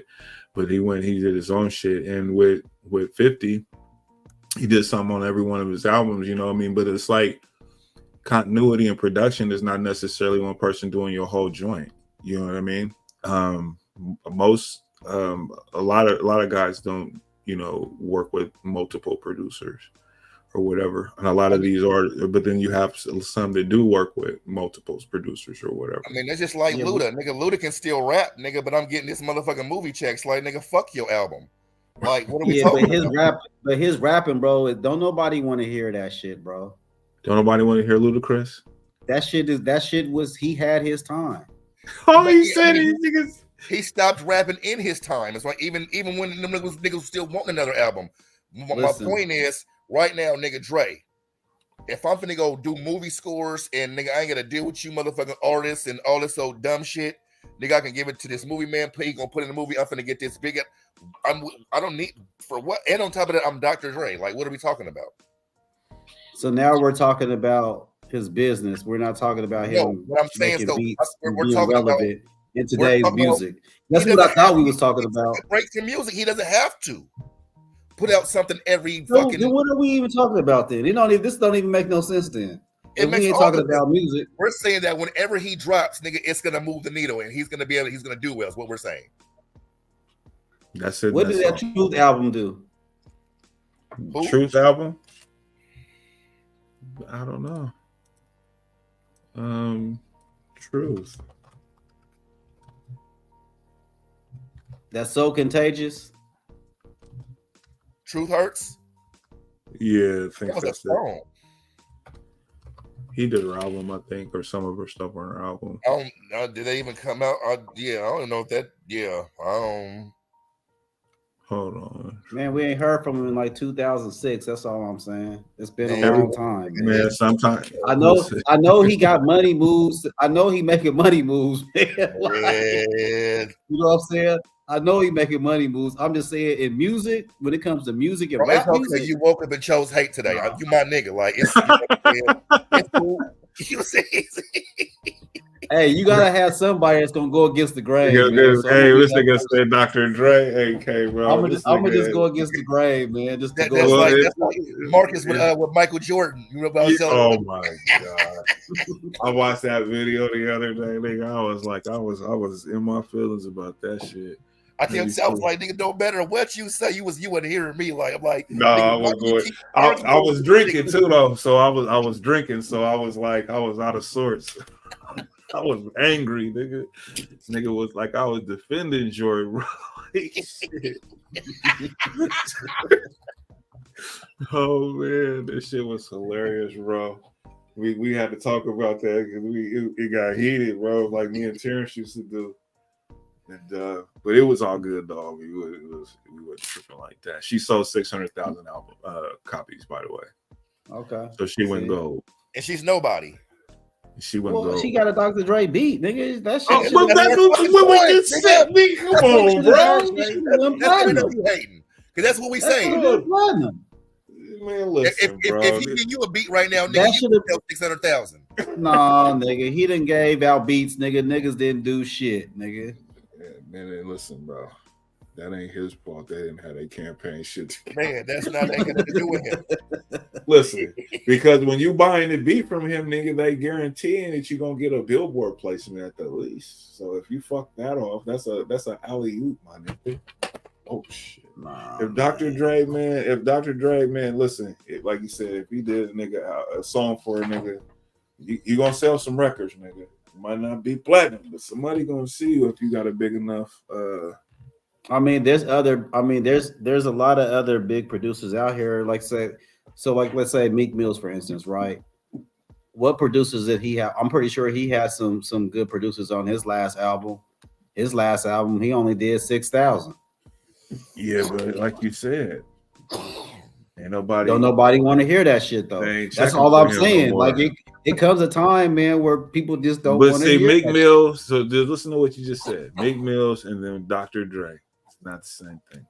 Not at all. I'm not. You think so? You think so? Tell me this, Jermaine. You think so? You think if Dre dropped, he gonna sell 6,000 units in the week? Just I'm not. I didn't say that. I said 50,000. Okay, but 50,000 is actually 50,000 is a good number. Especially right now in today's climate.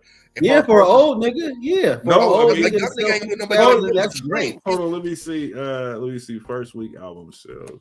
For old nigga, 50,000 is phenomenal. These new niggas ain't selling albums, they're streaming, bro. Right. That's a difference, bro. It's not the same. It's not the same. They got a way of calculating it. It's the same. Nah. No, and on top of that, they offering deluxe kits like right now. I want to make Jermaine the number one album artist for the first week. So I could do a press kit. You get this, the album comes free. You know what I'm saying? When you buy a T-shirt, the album comes free. You know what I'm saying? With this motherfucking download code right here. That's a sale. More niggas need to be doing that because. Well, I mean, that's like you said. I ain't no number tricking the numbers. That don't mean shit. You said that 6,000 is 6,000. 10,000 is 10,000. Except, but they're real sales. Okay, 6,000. No, and they don't get. And here's the thing, which you don't understand, bro, is you don't get the same value off a stream versus when you sell a record. Nowhere or near. even if you know what I'm saying, it's not the same. The stream money they give you, bro. Because I'm not talking about the money. I'm just talking about the projection sales. When they come out with the projection sales for who's going to sell what week, which people be knowing, be guessing like, oh, exactly. They gonna sell. But the whole thing is sell 80,000. You gonna sell 150,000. So and the niggas selling 6,000. But these niggas are shipping platinum, bro. So they're already platinum off the jump. Their record company's gonna buy 1,000 albums, and then they're gonna get them returns. So that doesn't mean shit. Like Master P, niggas. 6,000. You should be able to sell that in your own city, nigga. Okay, what about the 50,000 of them? The 50,000 real sales that Dre you said gonna sell, and he gonna sell all his merch. Any merch he brings is gonna sell. Oh, absolutely. I would say where an older person is going to make their money is going to be based off of touring and merch. That's where they're going to make their money off of. So for them, they've already built their legacy, right? Exactly. So they already have a legacy established, right? So all we need is these 50,000. Yeah. So it would only mean something if they was performing and doing their shit at a loss. If they're not doing it at a loss and they're in the black, then they're doing just what they need to be doing right. Music business is a young man's game, so usually the younger, the newer, the fresher. That's what you see. This is not anything new. This ain't no You know what I'm saying? But it's like, but one thing we do know is that residencies and all that type of shit is all about staying power. Period. You know? Absolutely. Yeah, tons of one-hit wonders.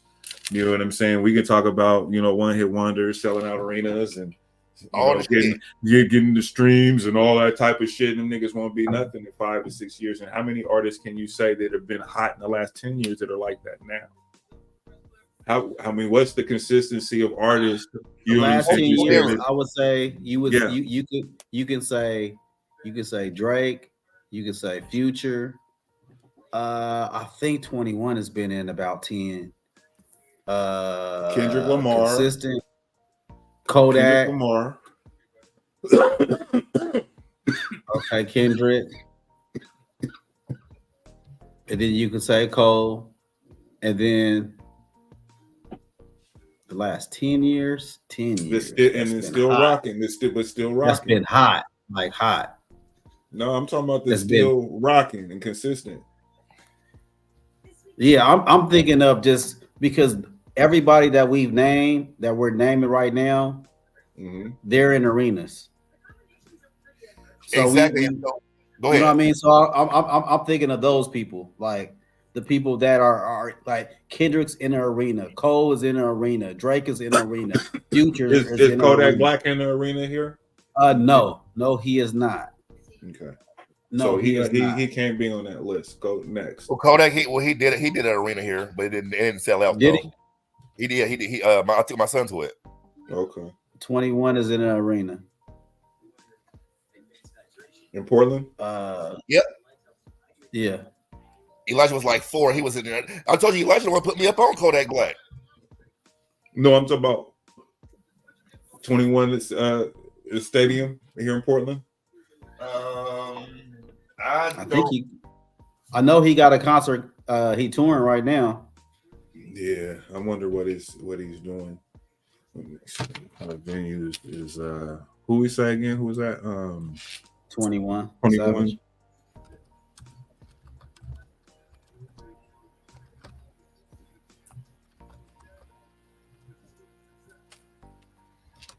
But I mean, on top of that, for staying power, I mean, the formula ain't no different. I mean, like for Drake, like, I mean, what he's mastered is being able to identify the new wave before it hit. I'm finna go find somebody, a nobody. I'm gonna jump on a song with them. You know what I'm saying? You'll be in Washington, Richfield, Washington. They're gonna benefit off my name, and I'm gonna benefit off their sound. Amphitheater. I went through. That's how Drake's been doing it for years. Yeah, because 50 was there. That's the amphitheater though. So let's just see. Inglewood, the Kia Forum. So that would be. Is that a stadium? The Forum. The Forum. No, I mean right. I mean yeah, but you know it's a small stadium like the Coliseum kind of thing. Oh, 21. He was at the amphitheater. Yeah, that's what he was. Wait, so this passed this year, right? No, this is upcoming. It says here. Oh, Vancouver amphitheater like last year, I believe. No, but so is this for this year?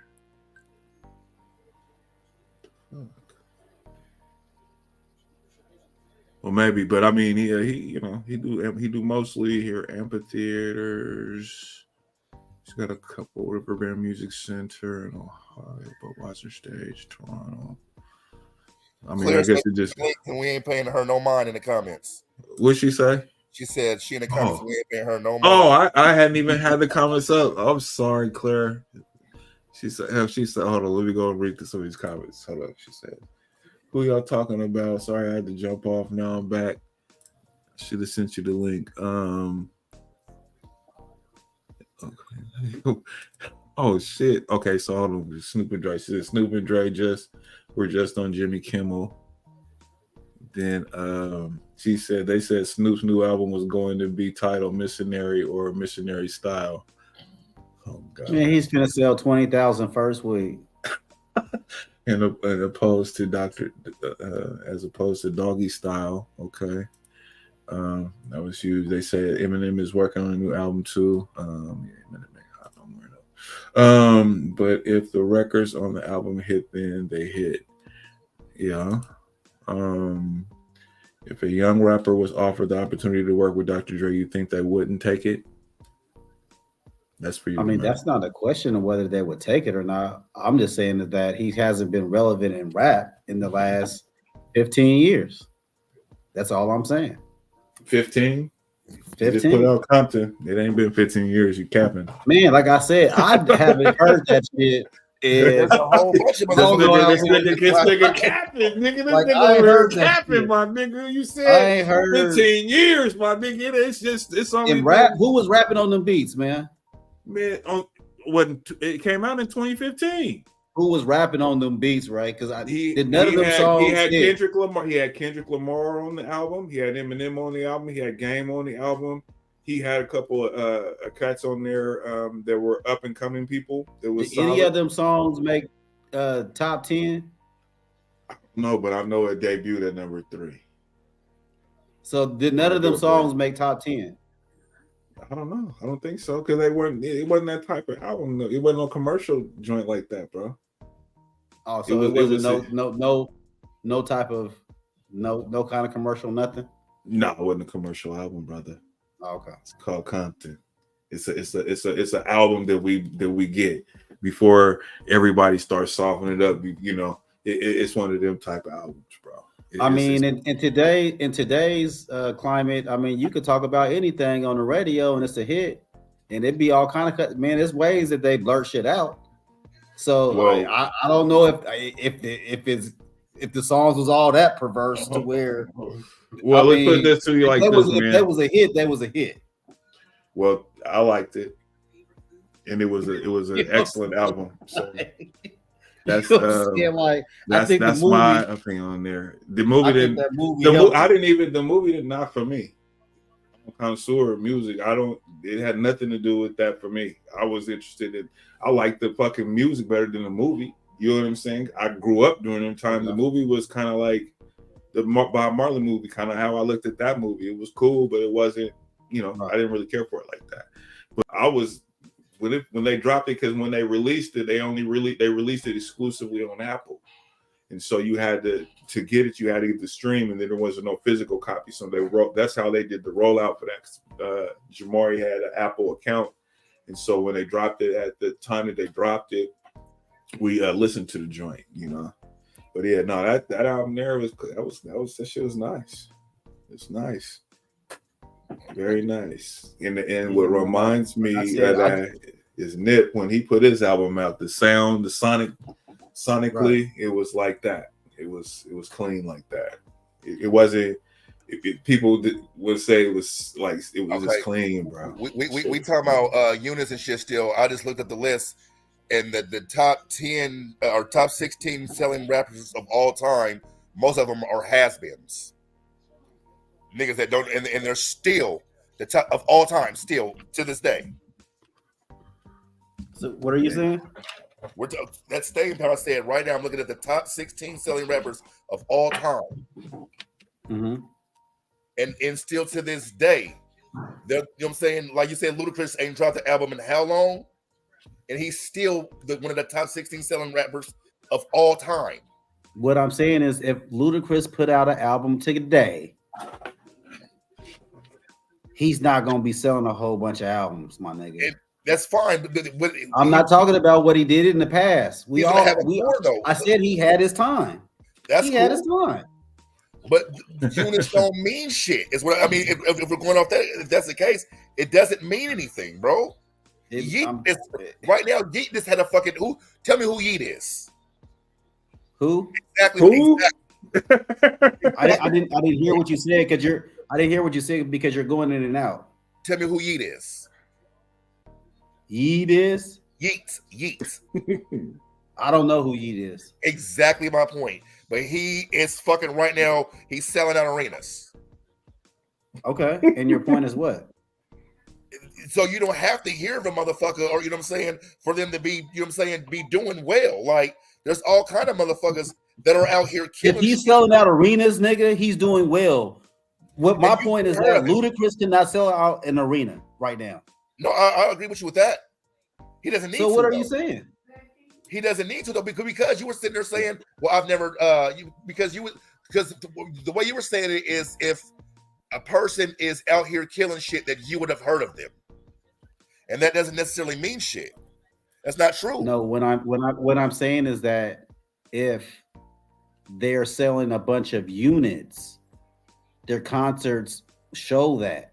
And this Yee person, even though I have not heard of him, I'm pretty sure we can go to his record sales, and his record sales will show that motherfuckers is buying his shit. True, no, because Go to his independent stuff. artists Go to his get stuff, it out. right?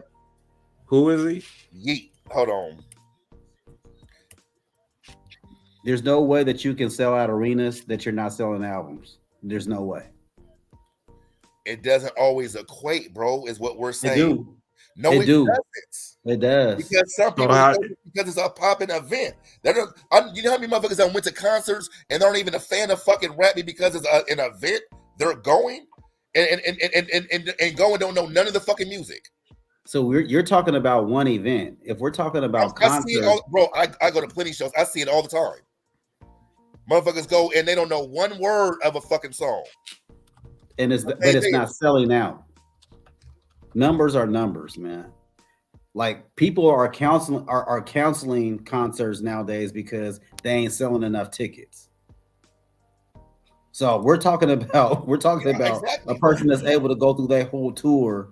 He sold 70. He sold his debut album came out and he sold 70,000 equivalent units, including 12. But he get 12,000 pure sales and around 5,000 less than the week's #1 album, Kanye West. So yeah, none of these niggas is going over. It'll be these 50,000 is excellent at this time. It's fucking moving no major. Listen, like that. So 21 did like 150. Drake and them did like 200. There's people that's selling. And mind you, the kid is from Portland. Oh, I heard it. I have heard of him. My son has told me about him. Yeah, he 5,000. Yeah, and the #1. And he had 79.15 million on-demand streams on album songs. Exactly, streams. Right, but pure sales 12,000. Pure sales is like physical copies.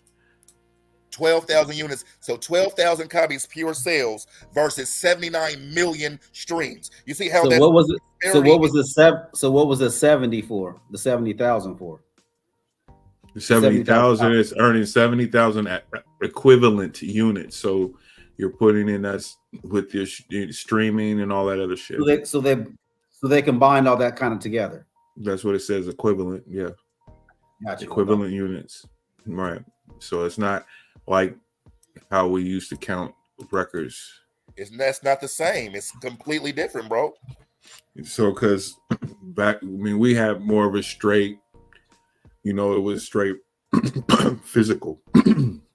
With the streaming thing, that's when the shit gets kind of weird.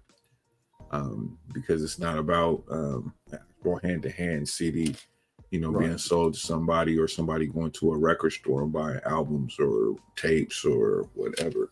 And that was easier to kind of, that was a real sale and you knew what the fuck you were selling. But now because of streaming, you have streamings and you get the popular songs that's downloaded and all that kind of stuff though. But the physical sale is really, it's all money, but the physical sales is actually what we used to base things on. So. Because nigga, there's songs I hear a whole bunch and I even like some of the songs and I don't know who the fuck sing them. Like nigga, like I have no fucking clue. You know what I'm saying? I just like the song. You know what I'm saying? So like it's different, bro. Yep, he went to Lake Ridge High School. Yeah. It's a different game. I'm gonna check. But yeah, them streams though. That's the way of the world now, and you got to be top streamers to even see any real money. Right. You got to definitely, because that man with the breakdown on that stream money is oof. It's nasty. It's I mean, it's like, nigga, you rather sell it out the trunk, nigga. Fuck that shit. I don't even care about streaming, nigga. Buy my shit, nigga. I'll come to your house and drop off a CD. And then it goes back to what we was talking about, that 50,000, that coat. You know what I'm saying? They finna come cop that motherfucker and give you the whole 15, 20. No problem. Damn, shit, boy. And then, yeah, man. Because you remember we was selling them out the trunks and all that type of shit. And motherfuckers was selling 50,000. You know, think about it, $50,000 to 10 piece for each one. Fuck it, $5. And you sell, fuck it, 10,000 records. You know what I'm saying? For $5 a pop. You know, the niggas in the Bay, the South, you know, where they had those 50 rack, a quick 50 ball. I mean, like nigga, that's, you know, it's untaxed, nigga. You know what I'm saying? Niggas ain't paying no taxes on. I mean, you know, the people say, I mean, come on, like, you have people that lives in the South, and they support each other a lot more than they did, or in the West when they was hustling hard, and niggas just even around here. That's you just sell like 1,000.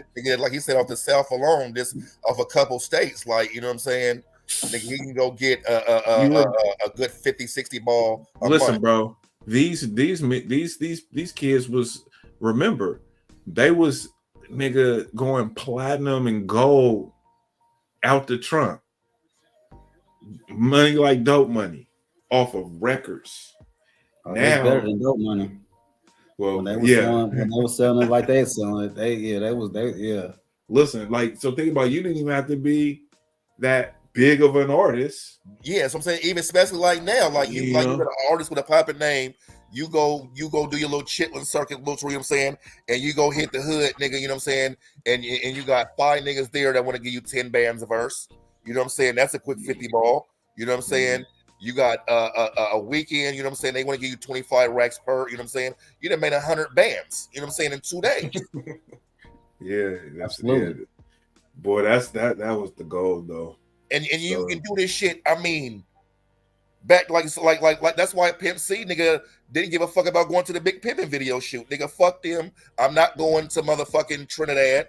Nigga, if they want me in the video that bad, they gonna come to Texas. And what do? They brought their ass to motherfucking Texas. He has that attitude because, like he said, nigga, as long as there's a South, I ain't gonna never be broke. Nigga, fuck Jay-Z, Rock, and they was the biggest shit moving. But nigga, I have Texas. Nigga, long as I got the South, y'all can kiss my motherfucking ass, nigga. I can be out the truck, nigga, living for life. Fuck you. That was because you have to remember, them niggas was like you talking about. They had those numbers from the machine, the big labels and distributors, and so you know those numbers are the numbers that we got to see. But like what he talking about, like in the South, they was rich already. Oh yeah, they was making real money. They was richer than the Jay-Z, richer than any other the top people. They was seeing more of their money. That was the difference. Nigga, I ain't gonna say they was richer. You know what I'm saying? I ain't gonna say they was richer than Jay-Z and them. They was. There was who was it? Because there was some niggas that was. Situation. Yeah, why wouldn't they be? He was sharing it with some niggas. So Bun B and them was on what record label was they on? At what time? They was at what point? I mean, they was on Jive. Bun B and Pimp C. What record labels were they on? Jive. Oh, they was hell no. They wasn't seeing no more. They wasn't seeing that kind of money. Jive, Rap a Lot, No Limit. You an artist. You ain't seeing no. You ain't seeing nowhere near the money as the motherfucker. I'm not talking about. I'm not talking. Not necessarily them. But they was having money. They was having money. No, when he's talking about like, for us, like first it's like the Switch House motherfuckers, the little Kikis, the Slim Thugs, you know what I'm saying? Like these niggas was millionaires, bro. Yeah. There was a few niggas out of there millionaires. A lot of the New York niggas will tell you they wasn't getting money like these Southern niggas when they was on their record labels, bro. Right. They wasn't. They was making money. I'm not saying they weren't making a dough. They was making a dough, but it wasn't like how they. I mean, you getting all cash. It's in like the South, in one. You ain't gotta go nowhere. You know, you start with $1 million, but you only leaving with, you know what I'm saying, 100. Man, shit, them niggas was making bread back when there was a man in the South, especially because you didn't, like I said, you didn't have to go nowhere. I mean, you stay in that region, man, and they made their money. And even to this day, like I said, Boosie eating off the motherfucking South. Oh man, I mean the South is something different, man. You ain't gotta leave. You can just right. You get in can the car and drive. You can have, but it's certain artists that have been around, but those artists has been around so long where their core base and their fan base, they ain't going nowhere really. So and Master P came out with an album. You know what I mean? Like they're able to. But what I'm saying is that, and I guess because Dre is the kind of person that's gonna have like 7, 8 big name people, around or whatever for a concert or whatever else. I'm just saying, let's say this: Bootsy, E40, Too Short. Let's say those are special artists, because of they have a core knit fan base that in any pretty much state they go to, they can sell out around those numbers of what I was talking about. The problem is like, let's say a Jay-Z or someone that is big right now, when it's time for them to fall off, it's gonna be bad because it's not gonna look like it looked now. No, I'm not saying I'm not. I think you're absolutely right. That's not my point. Those are a lot of false fans. I feel like that goes to the arena fans. So I mean that's what we're saying. But that's what, that's the point that we're making. For that, I will agree because of what ends up happening is when you end up falling off, and that's a huge fall off from someone being able to sell out an arena to now, having to do concerts at a 1,500 or 2,500 venue. That's a huge fall off. At the Rose Land, my nigga, what you talking about? You know what I mean? Like, and a lot of think that there. Go ahead. Personally, I don't think that if he did a tour by himself, I don't think that he's selling out every arena across the country. Who, Jigga Man? Yeah, I think so. He's not. I don't think so. But even if he did, half the motherfuckers wouldn't recognize his music. But like I said, back to the Kendrick thing, I have with my own 2 eyes been to 2 of his shows, and I've never seen a crowd control like that in my life. To where, I mean, at any point, at any song he chose to, nigga stop rapping, the show didn't stop rocking. Right. Like, you know what I'm saying? Kendrick is a hip hop artist. You know what I mean? So his fans are about that, are about lyrics. So everybody that's there is into Kendrick. So even when Kendrick falls off, all those fans are still going to be into Kendrick. Versus motherfuckers that's there because it's trendy. Right. Because like you said, there is that element of the trendiness, and people they front that kind of shit. And that's all that's hot right now, but then they don't even think about the song later on. Like, fuck out of here, I don't know. I just think like I said, man, artistry is artistry, man, and numbers is numbers. You're right. It's just like in the NBA and anything else, you're gonna have motherfuckers that are playing up here. They got the machine, they got all of the distributors and all that. So you can't really compare the two because you can't compete with the machine that they have behind them. You dig what I'm saying? Like I said, with the Rock Nations and all that, a Drake or something. So I mean, he can say that in his disses or whatever that he wants to, but the thing is that Kendrick ain't no slouch, and he's not. His only difference with him is that he was under a contract, and everybody is under a contract until they renegotiate, and he just left Top Dog, or TDE or whatever, right? So now he gets to negotiate a better deal. That's how that shit works. Yeah, I think Drake has just been in a good position for a long time. So yeah, but with Drake, when he got out, but Drake, he was already had a head start, so he was already doing this thing, right? And then once he got out of his Young Money deal, right, then he was able to create his own space with OVO, and and build off of his previous success, and do his own thing. And that's usually really what artists are trying to do. I mean, he ain't fell out with Top Dog or nothing. You know, the contract's over. He still fuck with him. You know what I'm saying? It ain't like he just broke up with them niggas because of some money problems. You know, I think they saying something. I was hearing something they were saying around Drake had bought some of them niggas masters or some shit. You probably do that. I had because he's so in with Interscope and everything else and stuff that some of them niggas is mad because Drake had bought some of them niggas masters. So I mean, they could be mad all they want to. Michael Jackson did the same thing to Eminem. When Eminem was talking shit, he told him to knock it the fuck off. And he went to play the white, you know, and he's like, you know what? Speaking on that, didn't Cam and Mace buy that or supposed to like reasonable doubt? Yeah. They was I don't know if they did or didn't. They never really confirmed that. I mean, Dame was basically. I heard Dame basically say something like, I mean, he kind of pretty much confirmed like he had sold it to him. He alluded to that. He didn't never say it outright like that, bro. Yeah. He kind of was alluding to it, or if I did, and all this type of shit, though. But he was just needling Jay-Z because he know Jay-Z want that shit. You know. But I mean, he was ordered to pay some money and stuff like that. So I think, you know, I don't know how he did it, but you know. Who was that said that they said that somebody was talking shit about? So at this point, let me ask you this, Jermaine. At this point, Dame still talking about Jay-Z. Is it an obsession at this point, or does he have the right to tell his story on bigger platforms? If he went on, because it's been. I mean,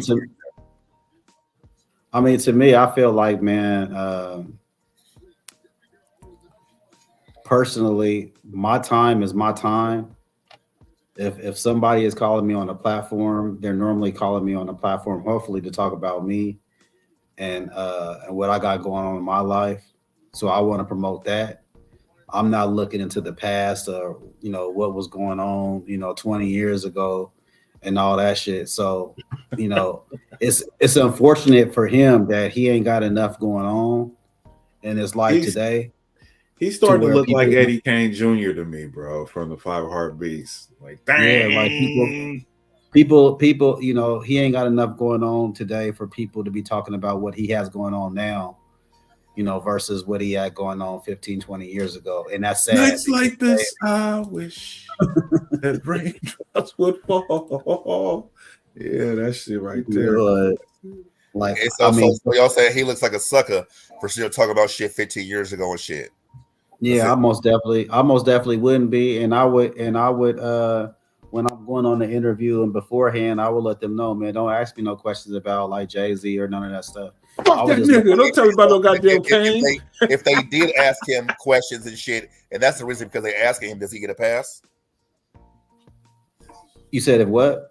So if he's speaking on them because they're asking him the questions, but he's still continuing to do it, does he get a pass, or do you still feel the same way? I mean, you're a grown man. I mean, shit, can't nobody dictate what come out your mouth but you. So shit, you want to talk about the shit. That's why you're talking about the shit. You can always say, "I'm gonna fuck y'all up." What was the difference between that and Cat Williams? When Cat Williams said what? About talking about shit 15, 20 years ago, or Monique. Like that keeps talking about the same shit that happened 15, 20 years ago. Was he talking about something? It looks crazy. But yeah, how remember we had this conversation and how they're saying they look crazy because they keep talking about the same shit over and over. It was like, well, it happened to them and they had that right and they're on a platform and all the shit. Okay, but okay, so that's a good point. There's a difference. The difference is that what we're talking about is that, so you're saying that Cat Williams was asked questions, or I don't even remember, was he asked questions about certain people, or was he saying things about certain people in certain roles and certain instances that he was involved in? Well, let's just stick to saying Steve. He's been talking about the niggas for 15 years, since Kings of Comedy. So over 15 years. Okay, well, see, I didn't know that he had been talking about Steve. The Comic View joke was, yeah, I mean, he's been mad since the Comic View joke. With Cedric because he did a show with him in Detroit, and he roasted him. And he was talking shit. So is it because of the who he is that he gets that pass? No, I don't think it's because of any. I don't think it's for anybody to get that pass. I think that the difference is, I think that the things that Kat has spoke about, at least to me, that was the first time for me hearing all that stuff, and that's just to me. You know, other people might have heard all these stories before, but that was the first time I've heard it before. Now the Dame Dash stuff, I've heard that a million times. I don't think there's nothing more that I can hear about that situation. I don't know. I think that's the difference between the Dame Dash situation. You've heard her talk about Lee Daniels and shit 1,000 times, and nobody was mad at her. Is it because she's a female? If that's the case, I get it. Monique, Lee Daniels, everybody, she was the same. This how she was. Originally when it happened, people were saying Monique was tripping. I remember that. People were like, Monique, you tripping? You better be quiet or whatever. Go ahead, bring it back. And then people were okay with her being blackballed. I remember that. No, I'm talking about for specifically our conversation on the pod when I was saying, you know what I'm saying? Because I've had that stance with all three of them. But when I had that stance, everybody was like, well, you know, they were asked these questions, and regardless, you know what I'm saying, if they talk about it a million times, like people are interested and want to hear the story and so on and so forth. You see what I'm saying? And I'm like, the same rules apply, just like y'all saying with the Dame Dash. I feel the same way. Like, nigga, promote yourself. There's like even when I was saying that Shannon Sharp started being messy. Like, matter of fact, he just did it. Who was he just talking to on the show? He was like, oh, I heard such and such said such and such about you. Like, he's starting to look for the motherfucking mess in the, you know what I'm saying? Like, it's disgusting, bro. You know what I'm saying? And when these niggas take the bait, especially they've been doing it over and over, they just look weak to me. Like you said, you got other shit going on in your life. Promote yourself. Talk about yourself. Well, I think the thing of it is that he don't have nothing else really going on in his life, and his identity is attached to. It's unfortunate, but his identity is attached to Jay-Z and Biggs. That's his identity. It's attached to that. I think Monique's identity is not attached to Lee Daniels or whoever else, or Cat Williams' identity is not attached to the people that he was talking about. You know, they're their own identity. I think every time that you see Dame, all you think about is Rockefeller. True. I'm with you. That's the difference. I would say that's probably the difference between all of those people or whatever. I think all of those other people, they have projects and things going on to where they can talk to you for an hour or whatever about what they have going on in their life. And I think whatever Dame has going on, I don't know, people are just not interested enough to hear about it. All they want to hear about is what happened. I 1,000,000% agree with everything you just said, and that furthers my point. With that being said, being that other people have other emotion, why isn't that what you're focused on and talking about versus these motherfuckers? Is what I'm saying. Well, I think that everybody understands that, you know, this is when you're giving an interview or you're on camera, it's a form of entertainment. So, you know, people want to be entertaining as well. People want to get likes. People want to get clicks. I mean, that's what you on camera for. You on camera to get likes. You know what I mean? That's what you on camera for. So you ain't on camera to get no likes, for nobody to be watching you. So you got to make the shit entertaining. You know, so that's for anyone that's doing any kind of job that's on TV or social media or whatever else. I mean, shit, it ain't no good if you the only person that's watching the motherfucker. So. What, not with you, but damn, like, Jax, you ain't got nothing better. You ain't got nothing popping in your life. The only way you can get likes is to go in here and talk about Rand Jermaine. Like, nigga, that's the only way you can get motion is talking about these two niggas. But I think that, I mean, Cat Williams have gone on other shows and he's done. I mean, he's done well. Joe Rogan is really well. Exactly. So why not just do that? Is my point. I mean, like, he's an entertainer. He can do whatever. He's a character, man. Like, people are playing roles. Like, that's what I'm trying to tell you. Like, if you're on social media, you can be anybody you want to be. You can be this person this week, and when we talk on Friday, you can be somebody totally different. Absolutely. And it's okay. And it's okay to do that. Because at the end of the day, you're doing all this shit for some money. So that's what it is all about. I don't believe that people be 100% real on certain things, whatever. Charles Because a character, I know that. I mean, you know what I'm saying. I hear you. I just think that people are characters. Nigga, I'm gonna be a character. I get it. People have mastered. Algorithms, who to talk to, what way, what excites what.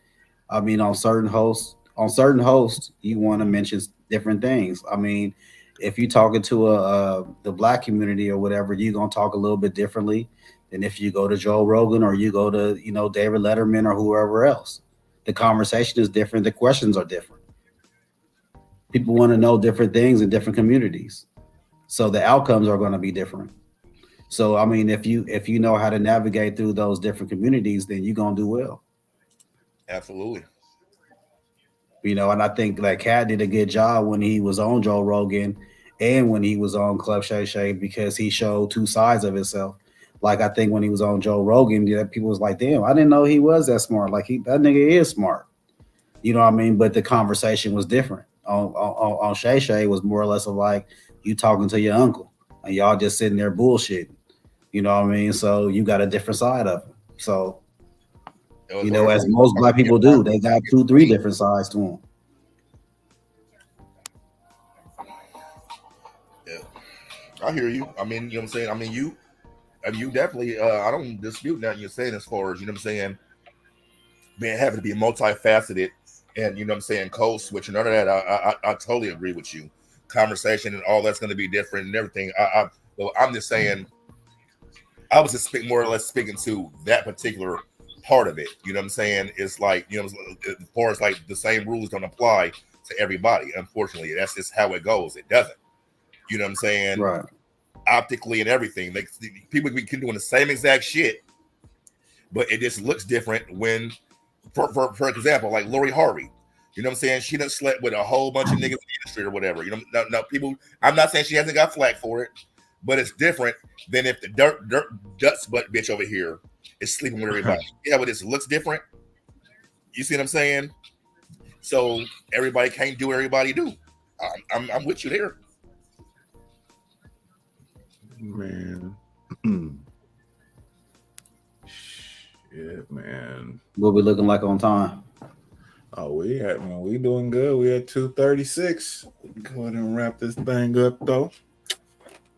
I mean, unless y'all want to keep going. We can keep going. We can hit backstage, whatever. I'm with whatever y'all want to do. Man, I got some things to do. We can go ahead and wrap this up. Thank y'all for joining us for PDXDOPE Live Podcast, Wednesday's edition. We'll catch y'all next week. Check us out on Friday. Remember to like, share, and subscribe to the page. Y'all go on here and like this so that the more likes we get, the more that they kick this video out to people so that they can watch us. Again, I'm Ray, Double R, Elijah, Jermaine. We out. And